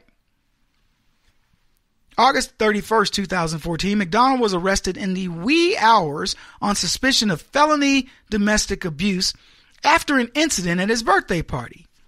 A memo released by the Santa Clara County District Attorney's Office noted visible injuries to the alleged victim, identified by the police as McDonald's fiancée, who was 10 weeks pregnant at the time. Let's see, May 25th, June 25th, July 25th, August 25th. So 3 months after the alleged incident where McDonald survived his first cop encounter, I'm sure it was the first one of his life, and they released him from death on his own recognizance. But 3 months later, she's 10 weeks pregnant, so they've obviously made up. And then we get another domestic violence issue with Mr. Was this Donovan? McDonald, Unbelievable. So I looked up the rate of domestic violence in NFL, and for the income bracket that these guys are in, it's amazing how much domestic violence there is. So they say relative to income level, top 1%, and poverty rate, 0% of the NFL players, the domestic violence arrests rate is downright extraordinary. According to a 2002 Bureau of Justice Statistics reports covering 1993 to 98, the domestic victimization rate for women in households with incomes greater than $75,000, which is 3.3 per 100,000, was about 39% of the overall rate, 8.4 per 100,000, and less than 20% of the rate for women ages 20 to 34. Doesn't include crosstabs, blah, blah, blah, blah, blah. The NFL's 13% relative arrest rate overall is, let me just put it in layman's terms. The rate of domestic violence for guys in that income bracket was geometrical and almost exponential in comparison to the regular folks, you and me, just out there living life. So these guys have access to counseling. They've got money to pretty much mitigate most circumstances, to keep anybody happy, to actually make a woman just say, I'll just shut my mouth. Do what you want to do. And having enough exposure to these guys, I know exactly what they do. But even with that, these guys don't get the counseling. And who knows what else they do.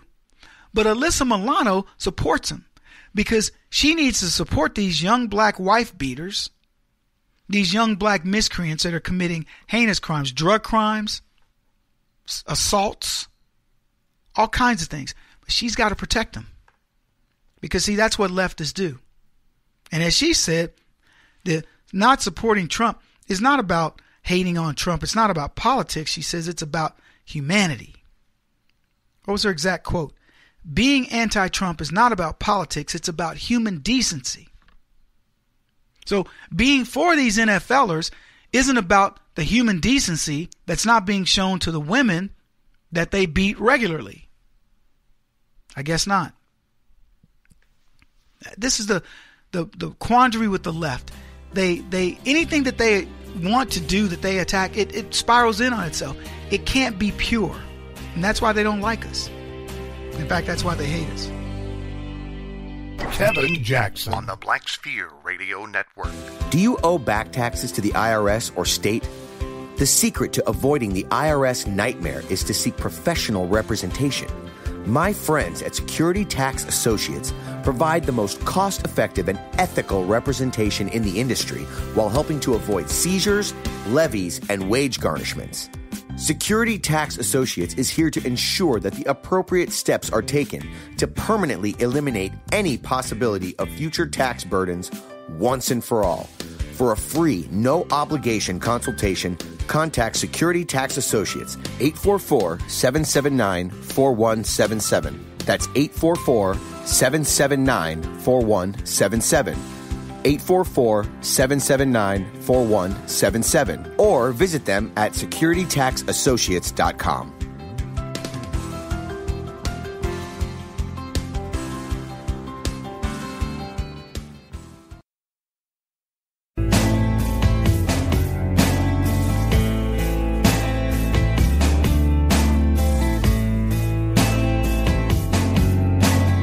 Putting an end to identity politics. This is the Kevin Jackson Radio Show.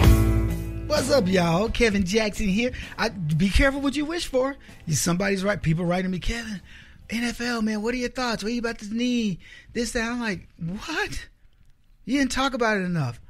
Well, it's not like I haven't been on TV enough talking about it. Fox News, Fox Business. I was up at the butt crack of butt crack to get up on Saturday. I had to get up at 2 a.m.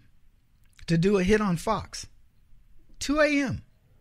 Then the next day, 3 a.m. So I've been doing my duty up in here. Mm-hmm. Thanks for making that adjustment. People can hear me now. So it's a bigger deal than people think, and I'm glad we're covering this. And let me tell you, the ramifications of this are going to be far and wide. Young black men are going to be thanking Donald Trump at some point for saying thanks for addressing the elephant in the room. We want to be hired. We don't care about BLM. We don't care about the NAACP. We don't care about Al Sharpton or Jesse Jackson. We want jobs. We want to take care of our families. We're not down for the nonsense. So thank you, Donald Trump. Thank you for giving us a chance to just go in and do a job where a company doesn't have to worry about its risk portfolio because of everything that's going on in the world. Columbia University. Oh, hey, black people, Michael Brown Jr. Was killed and they let the cop go, so you don't have to take your finals. Can you imagine white people hearing that? Hey, I don't know, Ted Kennedy died, white kids, you don't have to take your finals. Said nobody ever. There's nothing that's going to make white people interrupt life because life goes on. But black folks, hey, Michael Brown is special to them. Michael Brown's a thug. He is not special to me at all. Feel for his parents. Not that they were good parents, but I understand it. But don't try to give me that. This political correct nonsense and this placating the blacks doesn't help us. Doesn't help us a bit. And I know there are people, Kevin, man, let these people help us. They want to help. Yeah, right. It's easy to say that. It would make it easy on me. Holy cow, man, you guys have no idea. If I just went around complaining all the time, I could be a multimillionaire. It would be so easy. So when people go, you're a sellout, I go, let me tell you something, dude. If I was selling out, you wouldn't even know Van Jones's name. I'd be all over the TV. Yeah, man, these white folks doing this and that and the other. And man, and I'd be rhyming. I'd be Jesse Jackson rhyming on white people. I'd be filthy rich. When I say that, I'm not even joking. If I want to take the easy way out, I could be speaking for $50,000, $100,000 a pop, booking 1 to 2 deals a week, writing books, sitting on panels. I mean, people would just be putting me, Kevin, TV show, I'd be appearing all over Talk TV. Are you kidding me? Think about it. I mean, I'm cute. I got the gift of gab, as they say. I would be beating you people up. Man, these white people don't understand why we want to take a knee. I'd just go on with all my nonsense, using big words and smiling a lot. And shoot, we take over the world. But I won't do it because it's wrong. There's not enough money to make me do it. That's the truth. They could say, Kevin, you would be a billionaire. And I'd go, no, thank you. So if I wanted to make it easy on myself, I could. Anyway, Dallas Mavericks owner Mark Cuban predicted the end of the National Football League 10 years from now. I wonder if he included basketball.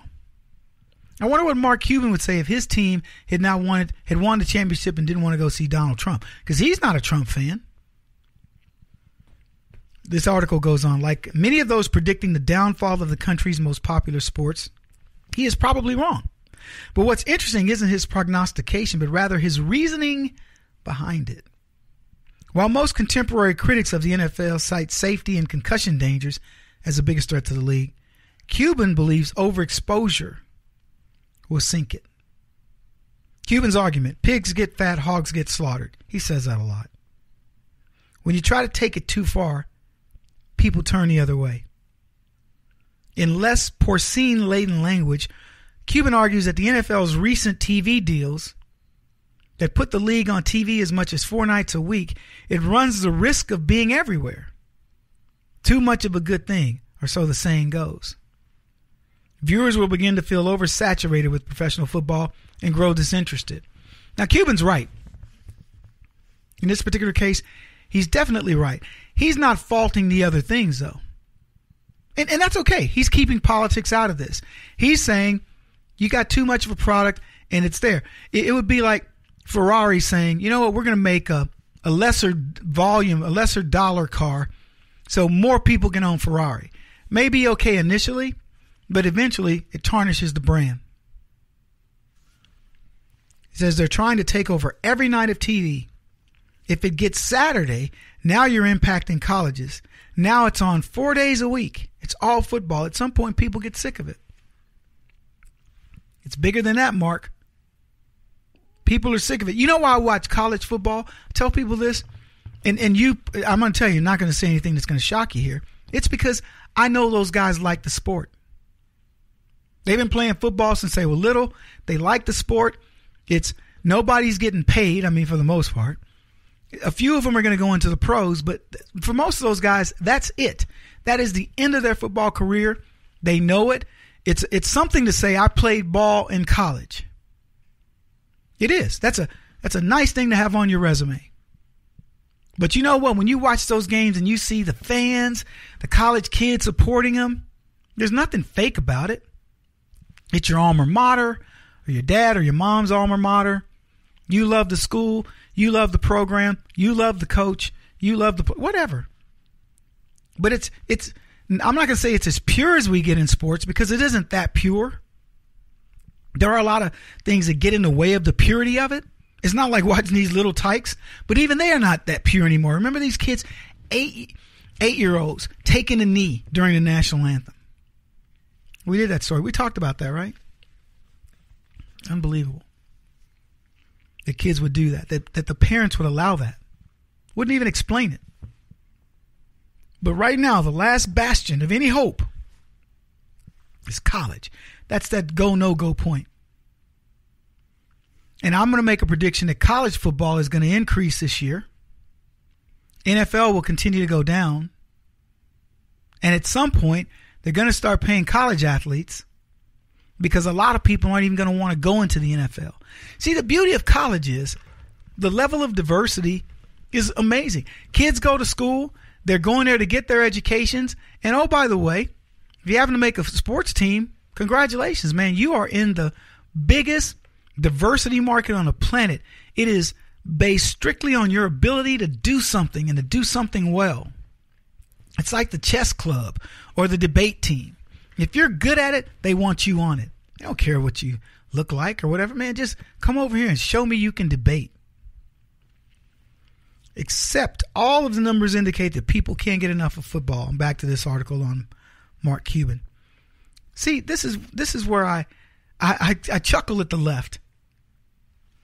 The Atlantic is writing this article. They're saying Cuban doesn't know what he's talking about. Oh, and by the way, the numbers don't bear him out. According to Sports Illustrated, televised games did, as usual, gangbusters for the league, and viewer numbers were up across the board. Sunday's games averaged almost 19 million more viewers on CBS and more than 20 million on Fox. Monday Night Football on ESPN had its third best season ever. Even Thursday night games on NFL Network, which many people still don't get on their cable systems, average 8 million viewers, up 10% over the year prior. Now, I'm going to tell you something. Most of those numbers, completely wrong. I just gave you the numbers. CBS, NBC having to pay back their ad providers. So the Atlantic, a leftist rag, says he doesn't know what he's talking about. He's a billionaire businessman who's analyzing football numbers because he's in the sports franchise business. And some writer at the Atlantic goes, I know more, and I'll give you some stats. And there's look, if you don't understand that the NFL is in triage, you aren't paying attention. I don't know if this guy's looking at, I don't know what the actual numbers are, but I'll tell you this. CBS reported down 19.1% on Sunday. Football. So if this guy, well, they had 19 million. Yeah, but they had 19.1% more than the last year they did. Last year they had more. You know what I'm saying? So which is it? let me tell you, common sense tells you know what's happening with football. Do you have a friend that was a football fan that last year that said, I don't watch anymore because I got 3 or 4? How many does it take before it impacts football? Not very many. I don't know if his rationale is right, but he certainly got it right. The NFL is not for long if it keeps doing what it's doing. He won't stop until he's the top-rated radio talk show host in America. What kind of weird competitive freak are you? This is the Kevin Jackson Radio Show.